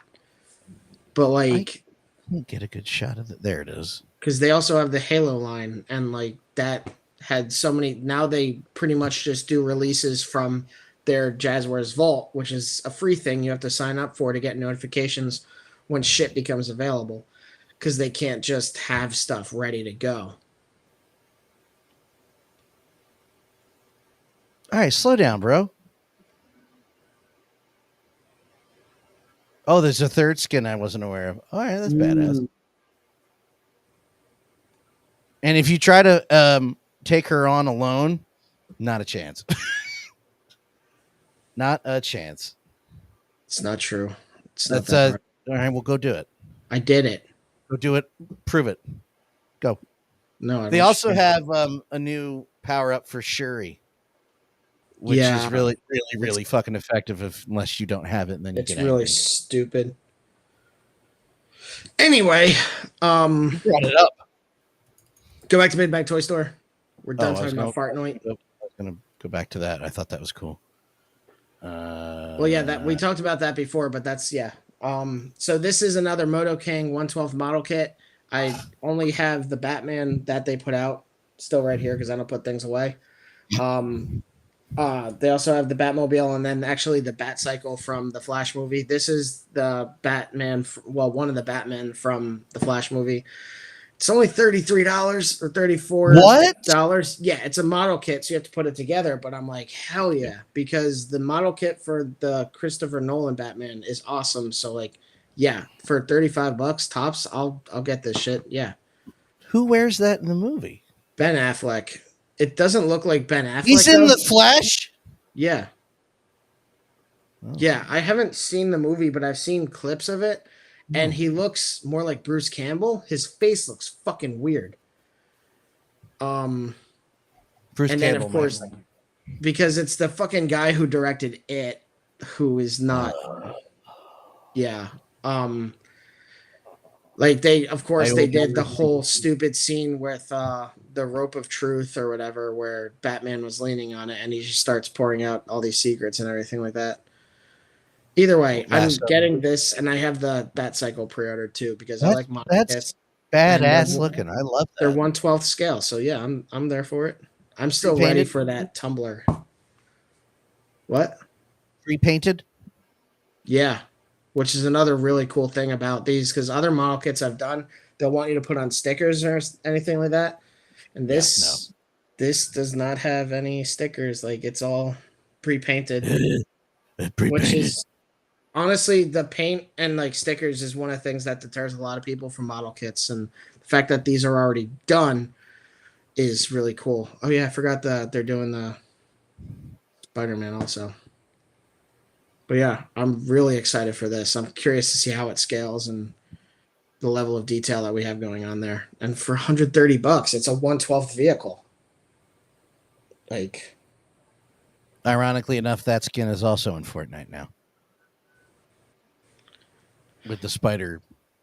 Well, it's a different Iron Spider. It's more of like the comic Iron Spider. Oh, I thought it was closer to the movie. No. I've only seen it really quick whiz by me as it kills me. I don't know why Iron Spider in the comics only has 3 mechanical arms. Pete, do you know why that is or no? Yeah, because his other 2 arms are the 4th. right? What? Oh no, I was saying it backwards. Never mind. 1, 2, 3, 4, Yeah. 5, 6, 7, 8 No, here. this one has Yeah. I 8 was going limbs, back. but in the comic, the classic Iron Spider suit has 3 mechanical arms, which is 7 appendages. It doesn't make sense. Is that the one you have? Yeah. Oh, cool. Yep. Cool. Next. Last thing I have, since the game Space Marine 2 came out, anyone looking to get figures for that, they're available. Joy Toy makes these. They're 1/18, so they're like a 4-inch scale. Although I don't really know how big these guys are going to be because they're in suits, and these might be like 5 inches tall because the suits are like huge. I have 2 of the McFarlane releases. I like those. They actually look. The McFarlane releases look really good. I don't understand why they did the unpainted version of them, but whatever. They do look really cool. It's kind of indifferent to me because they look great. But yeah, these guys. Only so many of these ones are actually from Space Marine 2, but. Well, my question was going to be: aren't these like typically from a resin miniature game, and people like to paint the miniatures and stuff? So yeah, it's based off, and then there's like a whole big. So is there like a nod to that on the McFarlane line doing the grayscale? I guess maybe. That's a good point, actually. I didn't think about that. God, yeah, no, I got it. I'm not really into Warhammer that much, but I really want to play this game because it looks. I like the designs; they look really freaking cool. Yeah, like I think I actually pre-ordered some of these guys just because I'm excited to play this game. I don't play any of the Warhammer stuff otherwise. I played Warhammer Fire Warrior back for the PlayStation 2 because that was made by THQ, and THQ had also made Red Faction, which I loved. But yeah, I'm excited to play the game, and these figures, I'm kind of interested in seeing how they look in person because Joy Toys actually stepped up a lot in their QC. I know I've talked about their mechs and everything like that, but like all the QC issues that they used to have, they've really locked in, and they've done better jobs of QC with their molds and then how everything comes together. And even the joints are so much better than they used to be, which is kind of like Beast Studio has been growing and putting out more figures as of late, and that's another company that the first time I ever bought one of their figures, it was on clearance, and I fucking hated it. It was so bad. Like the arms and joints were all just so bad. The face paint was so weak. I told my friend to give him to his brother, and like I spent, even I think when I got them on sale, they were too much money, and I was like, I hated them. They were so bad. But yeah, Joy Toys come along a far bit since like the early releases, so I'm curious to see how these are. They're probably pretty decent. I was gonna say, aren't they developing an Amazon show, Henry Cavill, something along those lines? I don't know. I know that Cavill plays for 40K, and he's into it. Let me check real quick. I feel like it's hard to make a TV show off of it because 40K is such a huge thing. Like there's a tabletop version, there's a tabletop game, but then there are also a lot of like spin-off games like Vermintide is a 40K game. Chaos Bane, like if you ever go to like the Xbox store, like the Xbox marketplace, and just type in 40K, there are probably like 20 games listed there. But Space Marine 2 looks awesome. I want to see that store. Times up to 5 beloved characters. I love all the changes you can do to these toys. Yeah, and apparently in the actual Space Marine 2 game, you get that level of customization for PvP. I don't know how much you get for like the campaign, but like you get all these customizations that you could do for your online character, and then there's also PvE, maybe PvPvE, I'm not sure. But yeah. 40K. Let's just see what happened. Ooh. Okay, so maybe not 20, but go screen, full screen. I mean, it's a lot. Oh wow, Jesus. Yeah, 40K Wow. is huge. I'm not into 40K, but like Space Marine 2 looks kind of like Gears of War mixed with some hack and slash elements minus cover system. Sorry. Yeah, I'm looking at it right now. Looks pretty cool. Oh, you're pulling it up. Very nice. I'm quick, man. Quick. I can't do this with the wrestling show anymore because we don't get nailed on this show. I don't get nailed on the sports, the Talking 215 stuff I do for them and the Stadium Journey. But the wrestling podcast, I get nailed for everything on that show. Everything. This reminds me of that other game that Matt likes a lot. Yeah, Gears of War. Gears of War. Yeah, that's what I just said. Yeah. I was listening. It looks a lot like Gears of War minus the cover system and then adding hack and slash elements. Yeah, It really seems the elevator scene in the very beginning kind of reminded me of a Batman Arkham Knight or Arkham. Yeah, I think it was called. What the fuck was it called? Fair enough. Yeah.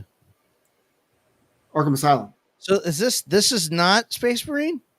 yes, it is. Okay, I was confused because not all of them have the Space Marine thing. So on the top, yeah, but I'm so sure. there's Warhammer, only like the first few. So if you go back to that list I sent, I got rid of it. Hold on. Where do you go? There it is. so Not that one. Not that one. Not that one. Oh, did you? Sorry. the second one, Yeah. one, yeah. Is it Space Marine or Space Marines 2? Plural or? Space Marine 2, yeah, probably. Yeah, there it is. Yep. The Doomslayer shows up. Okay. He's still in stock. That's a pretty good figure. So 1, 2, 3 have. Yeah, I think it's only 3 of them that are actually from the game. Let's add the. There we go. Yeah, 1, 2, 3. And then have actually, you can see the McFarlane ones there.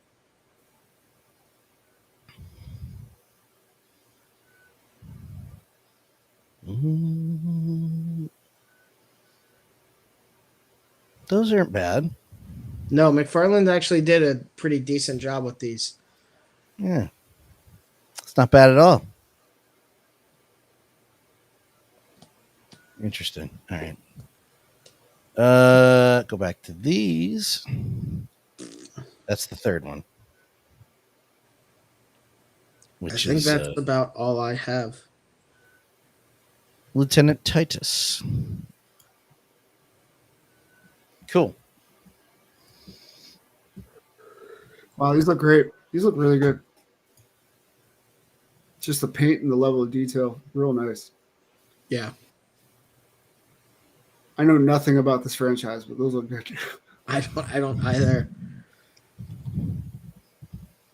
It's funny. I saw this thing on Instagram and it was saying basically autistic people will find one of these franchises and then make their entire personality about it. One's 40K. I forget the second one, but the other one is Helldivers 2. What the hell is that thing? It's a U2's Helldivers 2's Hulk Scorcher. Kind of like a cartoon. There's not much. As you were saying that, I was typing in Helldivers 2 into the search bar. Yeah. And we got that. U2's so dumb looking. It's just not. I say this as someone who occasionally buys Funko Pops, but yeah, it's a gimmicky little thing. Stylish, yeah. It's a space taking item. Yes, it is. Yes, it is. Yes, it is.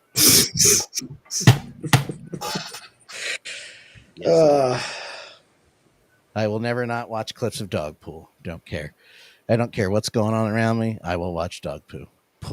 Dog poo? Dog poo. Well, always watch out for dog poo. You don't want to get it in your house. No. What? Try to get it If on your that if booze. my dog could aim to get it on the house, I'd be rich. Hey, there you go. Rocksteady's being shitty because one bad game. Cool.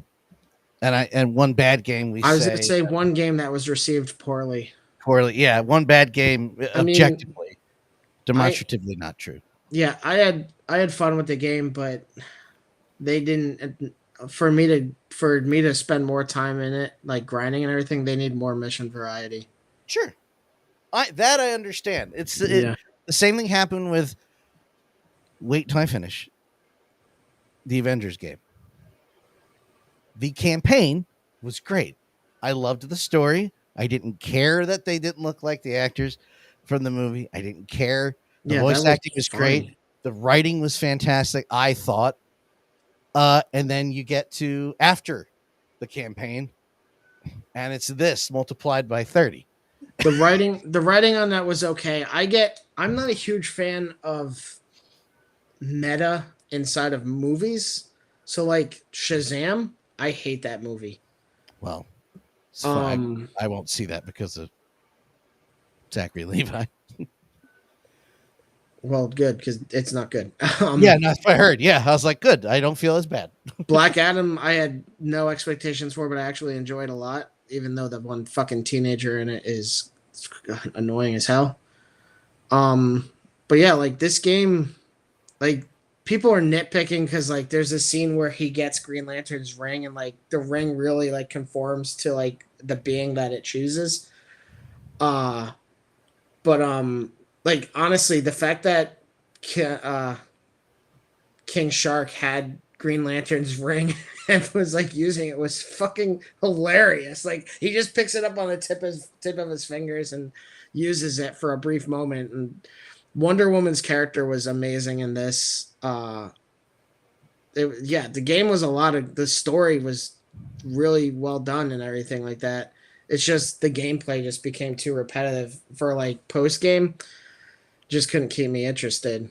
But yeah, like other than that, it was a lot of fun, and it was also the fucking same studio that did all your Arkham games. So like, if you're gonna shit on the writing in that, like, shit on all of it, shitting on those games that you loved. So. Well, I think the other problem that this took place in the same universe. It takes place, so it's a multiverse game. And basically, just spoiler alert, by the time that they actually unwound all the seasons and everything, the Justice League is reassembled. Because part of the DLC and post-game is Elseworlds, where you're rescuing or recovering people and survivors from other worlds that Brainiac had taken over. So, like, there's a Joker in the Elseworlds that I personally can't stand because it's just an annoying character, the version that they did of him. But like it's another Joker. So like later on there was going to be it was Nora Freeze actually. So yes. Like the season that's out now is for Mr. Freeze, but really it's Mrs. Freeze because in that universe Nora Freeze is trying to save Victor's life. So she's in the Freeze gear. But then there's also Two-Face and Scarecrow and other shit. Like they didn't kill it off permanently. Like it's all part of the story that they have worked out. The problem is getting from one section to the other section of the game is just a drag because you're like, okay, I'm kind of done with this. I love this scene. By the way, it only occurred to me about 2 weeks ago. You know who King Shark is voiced by? Who? Samoa Joe, the wrestler. Oh, okay. And I was like, oh, well, that makes sense. AKA the physical embodiment of Sweet Tooth. Yes, thank you. Yes. Yep. That's him. And I was like, yep, yeah, that fits. That made every line a little better. Not that they were bad at all. Yeah. We talk about the writing. You mentioned the writing. People mad about the writing. I'm sorry. The writing's good. Fucking great. It's funny. It's Yeah. not funny in a bad way. The interaction between these characters are really fucking good, but all anybody talked about was and most of it, I have to say, was for clout and for views, how much it sucks, and I hope the game fails. And well, now it failed, and now people are losing their jobs, and it's people that brought you the Arkham games. So fuck you and go fuck yourself. You're an idiot. Also, I just want to say that the reason Harley Quinn looks the way she does is Dan put on a different skin. Oh She yeah, doesn't I normally look like that. No. I switch her skins every like 2 times I play. So right now she's wearing. This is a great reveal, by the way. Spoiler alert. Like that was, dude. When we saw it, we're like Superman already. We're like, fuck. Well, yeah, you can hear our reactions if you go back real quick. Hold on. Can you hear the audio when I play it? No. Oh, let me change that.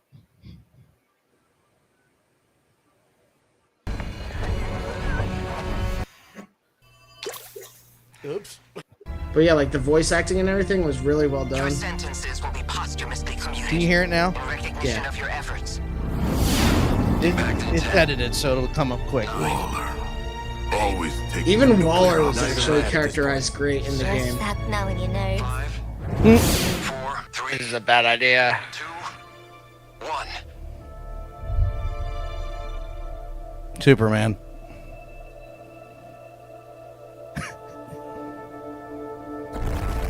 What a way for him to make an entrance. God damn. Yeah, go Superman! Oh, fuck. Moron. Yeah, Boomerang was characterized so well. Like when you kill the Flash, he pisses on the Flash's corpse. And then when they kill Batman, he tries to do it again, and they're like, no. Yeah, it's Yes. Yes! Yeah. Die, you fucking I'm bitch. muting the sound again on purpose, but my window's It's open. like- I'm saying that shit. The campaign. I really hope that they decide to find a way to. salvage it. There's a specific word. De-engineer. That's not the word I'm looking for. To make it shorter, so the grind doesn't have to be so big, so we can all get the full story. Because I'm assuming these are clones and they're not dead. You know, but Well, that's the other thing I've seen is that they're clones, but I'm like, Yeah, don't go push to the clone script route. together. That's Piece such a of cop kryptonite out. on the I don't think it's but like It's just. that's what I'm saying. I don't think Don't try to I want to know. I don't mind playing the game, It should but I've made zero progress in 2 weeks and your 6 hours. cover. Like, come on. Be prepared. Shark, help me carry her And I understand, We and got I'm not medics. even because I was Sorry. trying to get Matt to jump on. Like, please help me, Granny, because I don't want to do it anymore. And I'm like, I get it. Probably I just totally Bush. get it. Right. It's a bigger Heart version stopped of beating. Arkham Knight, where at the end you fuck don't you, get the Kal-El. real ending until. Do you turn off the sound, Gotcha, dude? asshole. I love how Dan's I'm coming. interrupting Dan. Oh shit! Sorry, I thought I muted that. In Arkham Knight, you don't get the actual ending until I think you get all the Riddler trophies, and I've still not done that. And the game's been out 10 years. Yeah, And I won't do that. it is a lot easier to get the stuff in that, thankfully. Yeah, Like Arkham Knight is easier than Arkham City. Arkham City has so much shit. toot But, toot scumbags. The fucking Batmobile. It does not deserve the hate it gets, and nobody deserves to lose their job over this. It goes back to what I said about somebody influencing other people. Does Wonder Woman or do they reveal why the Kryptonite didn't kill Superman? Yeah, they did in that scene. Brainiac took over. Brainiac has got a mind. You can explain it better, Matt. But Well, yeah, no, I understand what Brainiac's power is. He but still how is stabbed that Superman preventable? directly with kryptonite and it didn't kill him. Right. well, I assumed it was because Brainiac has control over his body and he won't let the body die. Well, you said something about clones, and now I'm thinking that if he got stabbed by it, that should have killed Superman, whether Brainiac had control of him or not. Right? Oh, see, I assumed Brainiac would have been able to stop that because he's Brainiac. So maybe it is a clone. No, it's not. I don't think it's a clone, but I think that This was also really good. It's really They good. find Batman and he's monologuing for fucking ever, talking to Robin. This was a great scene because if you see below, my friend Dustin and I are having a conversation, and he brings up how Harley is absolutely useless and she's an idiot. And I was saying, she's not, though. She's got a PhD. She's not a fucking idiot. She's brainwashed by fuckface. And literally in this scene, she actually gets one up on Batman. Yeah. And is able to outsmart him for the first time. And then there is another scene later where I don't know if I should tell Pete. Pete never going to play this, right? He doesn't care. She blows his head off. Like, I don't know how else to tell you.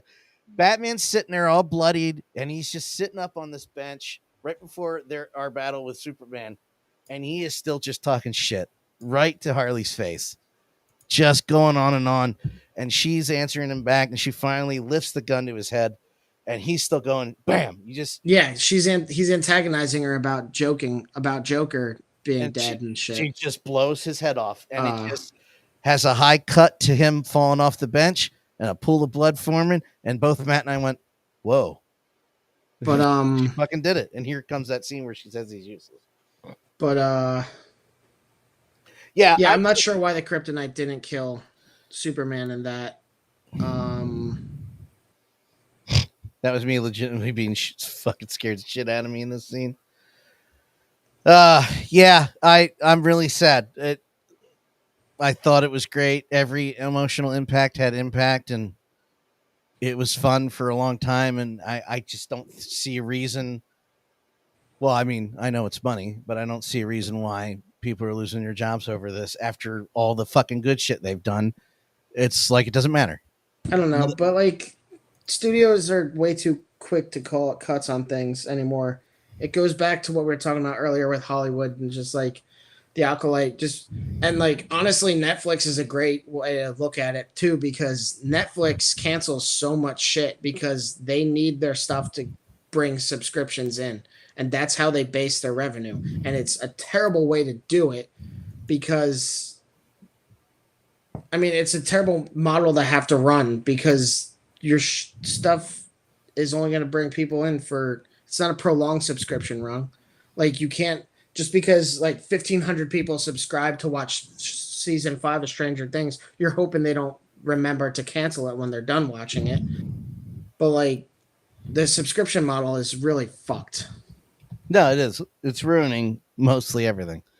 No, it's ruining everything. Like, yeah, games as a service, movies as a service, like it's fucked. And like, I thought when the DC streaming service failed, I thought that was going to start maybe like a domino effect of other services kind of following suit and then realizing that they're not gaining the income they want to. And then you have other things where, like, you have packages with like HBO, Hulu, and Disney where it's like one collective cost, but like we're basically just getting to a new version of streamed cable television. It's just fucking dumb. I remember when I was working at Comcast and this streaming stuff was like in its really early infancy. It was just a hypothetical. It wasn't even off the ground yet. It was just during the height of before digital cable kind of was getting unpopular. And all of us who had the good rational thought about it all saw it happening the way it's been happening, where it starts off great and you're like, good, you get streaming services, and then start, which really still isn't. Your mic is cutting out a lot. Bad. How about now? It's still the same. Don't know who to fix that.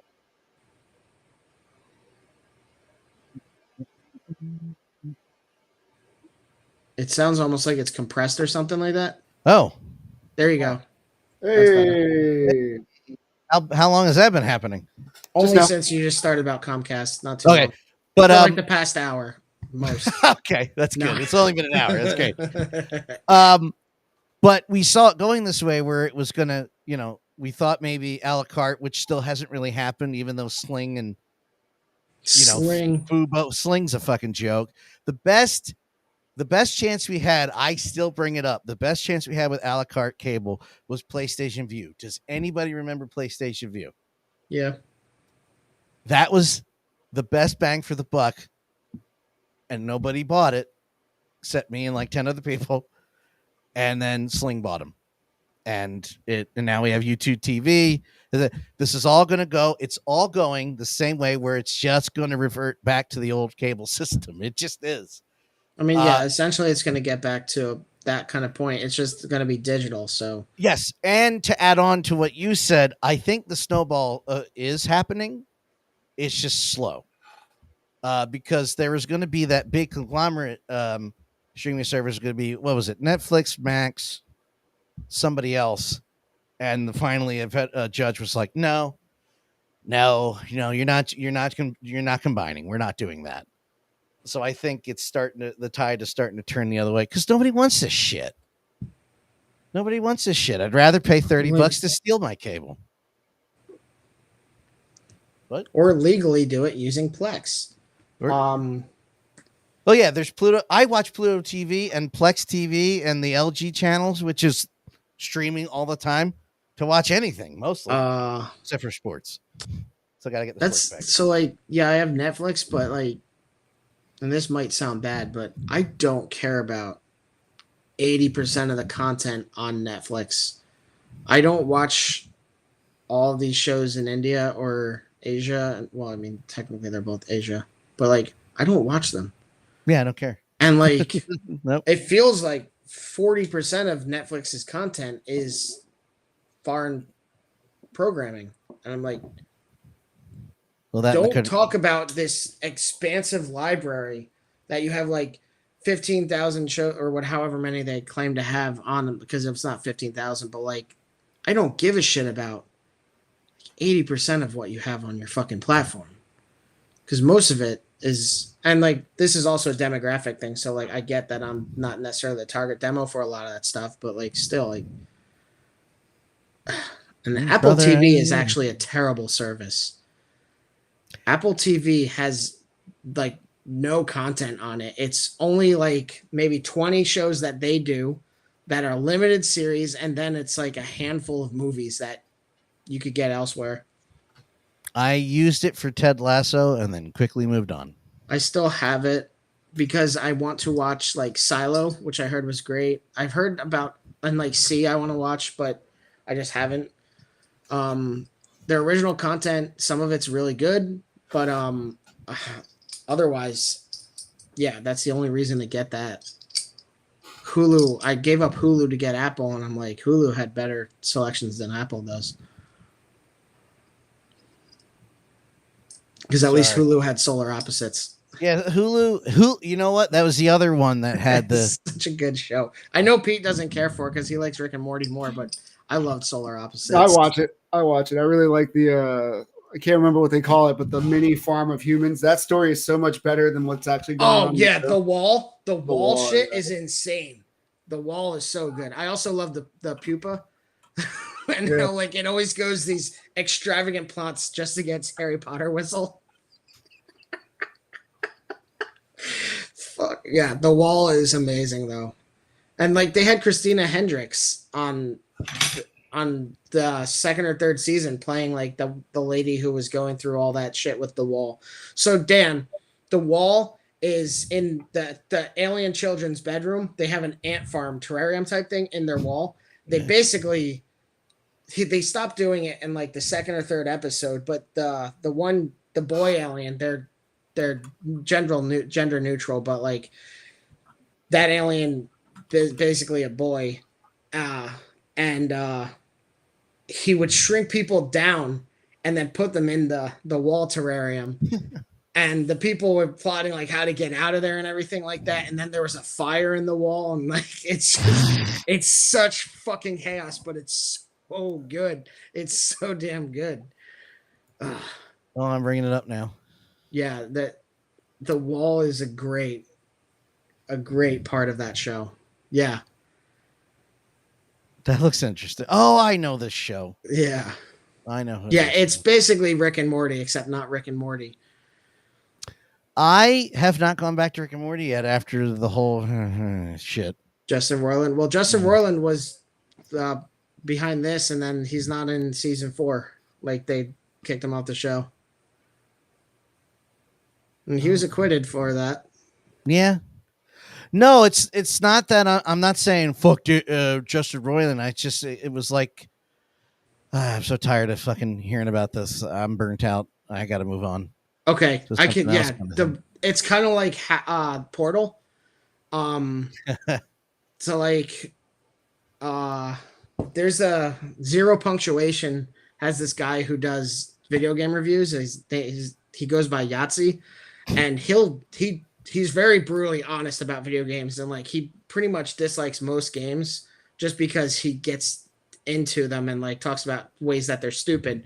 Like Killzone, he liked Killzone, but the fact that it's a first person shooter and that you look over cover basically by doing the equivalent of putting your chin on the fucking cover you're behind to be able to see anything. But like he liked Portal because it was short enough. It was the perfect length to be interested and not feel too long or too short. But like when Portal 2 came out, he went back and said, you know what? I had nothing good to say, nothing but good things to say about the first Portal, but I'll say this. I hate the fucking fans because everyone is like so meta about Portal. Like, no, the cake isn't real. Like they just keep going into all this shit. And like he gets tired of obsessive fans, and Rick and Morty is very much like that too. And they just don't shut up about it. Yeah, and it just turned me off to it. And it's happened with Star Wars now after the Acolyte thing. And that other thing that happened alongside with it. That's a more toxic thing because Rick and Morty fans were making it their whole personality.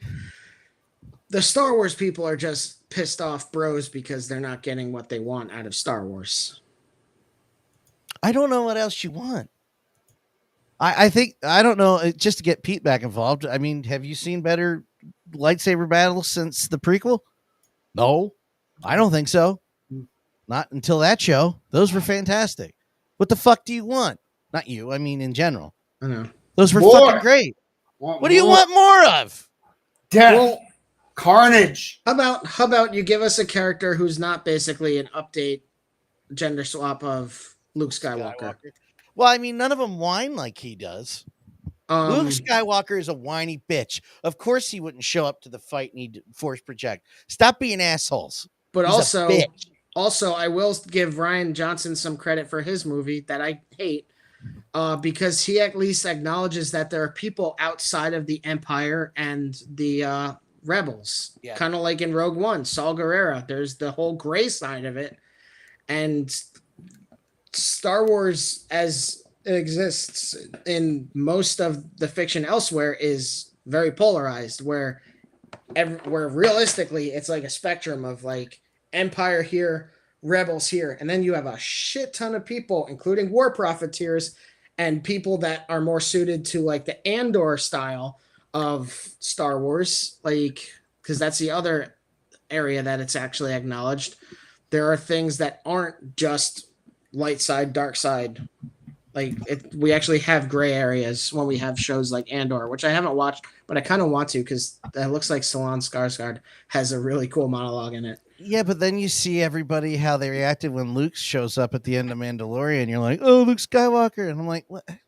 Well, I don't look at how people react to things. No, I'm saying I was agreeing with you. Like, not only did you get a polar opposite, like just a rewrite of Luke, then you got Luke.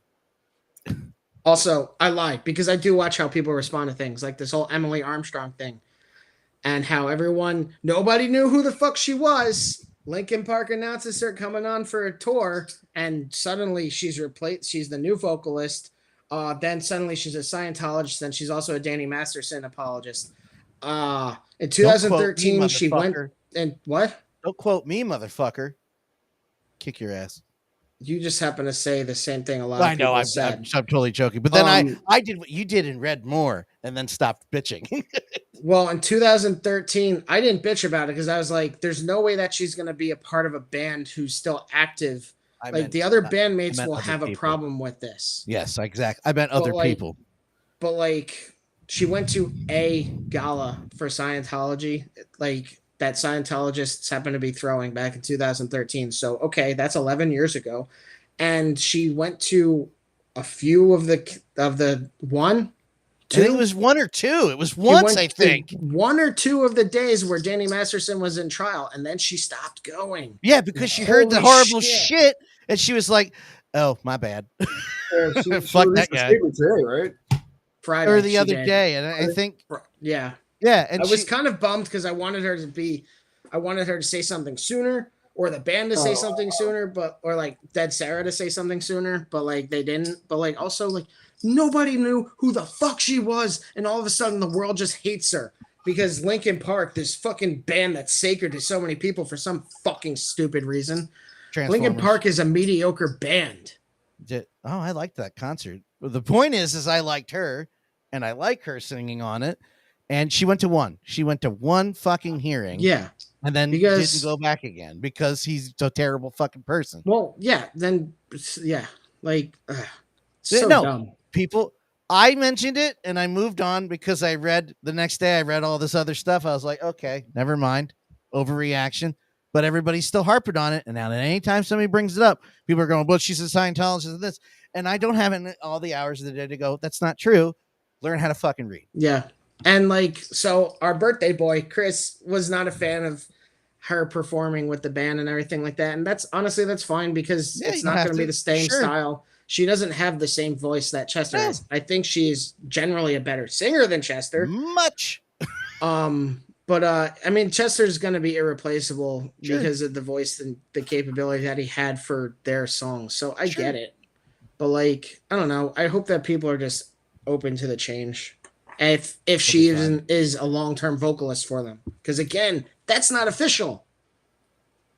But also, they don't care. Because they know the truth. So yeah, it doesn't really matter in that case. If you don't buy the album, you're only hurting you and the band. So well, that's the other thing is like people are judging her based on her clean singing and everything. I'm like, go listen to Monumental Holiday, where she's like screaming half the fucking song. Like, let me just say, there was a bunch of songs they performed on the performance I watched that I liked better than I did before she was in the band. I'm not going out of my way to care because I don't care. It's just not my thing. But I watched the show going, they sound great, and the band looked happy. And I'm moving on. I'm more so concerned about what it means for the future of Dead Sarah because I like them. I told you already. Nothing. It's gonna be fine. Well, if she does sign on as a long-term vocalist, listen to me. She can work it out. It'll be fine. I promise. Listen, it's impossible for musicians to be in more than one band at a time. It is not. It is not. It is impossible, not. dude. It is not. That's why Phil Collins can't stand up straight. I mean, Anthony Green is one of the most popular vocalists today, and he's only ever been in one band at a time. Who the fuck is Anthony Green? Some guy that's in like 7 different bands, and they all sound the same, and they all suck. By the way, I have no idea who this person is. He's from Doylestown. Hey, local guy. I like him already. No, I'm just kidding. Yeah, well, go listen to Circus Survive and tell me you still like him. I'm not interested in any of this shit. Go listen to Seosin and tell me you still like him. Sound of Animals Fighting. That's great. Can't wait to not listen to that either. That actually, they don't sound like the other bands. You know, I was about to bring up something up, and I don't mean to start an argument with you. I'm not even coming at you like that, but I really think you're unfair to Mike Patton. I really do. I mean, he's super successful, so clearly I'm in the minority. I listened, disliking him. But I went to a bunch of videos because Kelly's a big Faith No More fan, and I was like, he's fucking excellent. What? Well, go listen to his concept albums with Dog Fashion Disco. No, and tell me he's still excellent. No, I don't. No, but that doesn't matter because that doesn't take away from the fact that he's great in Faith No More and that band's great. That could still suck, you know? I don't want to hear it. God damn it. I'm not saying anything. Oh, okay. You're typing away. I was just saying, I was like, that band, I would think that Matt would like that band, if not casually like them. Good stuff. I just felt bad. I was like, huh. Mr. Bungle. They don't even have all his bands one, listed. Yeah, Mr. Bungle, Fantomas, Tomahawk, Dead Cross. What's the fucking... There is a hilarious clip that...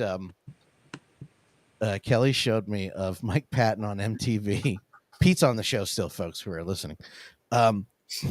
Pete, And what are your he's- thoughts on Mike Patton? I don't care for him at all. I thought Faith No More sucked, and I don't listen to anything else he did after that. So. Did you listen to Epic and go, oh, I hate that song, so fuck that band? Is that what you did? Yeah. I mean, there Oh, has to be some reason to be. There has to be some reason to be drawn into something, though, right? Yes! I love it. Yeah, you know what's funny is I went into it like being that's the only song I know of, and then hearing about 6 other songs going, oh, that's much better than that. Uh, Yeah, okay. that sucks Good compared for to them. the other shit. Nope. All it takes is one bad song from band, and I'll never Absolutely. listen to them Yep. again. Bye. It's That's not what- like that at all. But No, it's fine. Until one of their other songs comes on in a shuffle, I'm like, oh, who did this song? Let me check. Fucking Patton. yeah, I think it would be worse if you were like, "This is a good song," and you saw us Dance Gavin Dance. That's all the time we have tonight, folks. We might make it a year. Oh, on that one. man. Inside joke. I was just, I was actually surprised because I was taking what Matt said, going, he hates it. And then going, oh, it's really fucking good. Holy shit. I just like that Faith No More. I just like the one band member. They didn't bring that one guy back. They're like, let's get back together. Except Tim. Fuck Tim. Fuck that guy. Because the one man, the keyboardist of the band's gay, and I guess he didn't like that.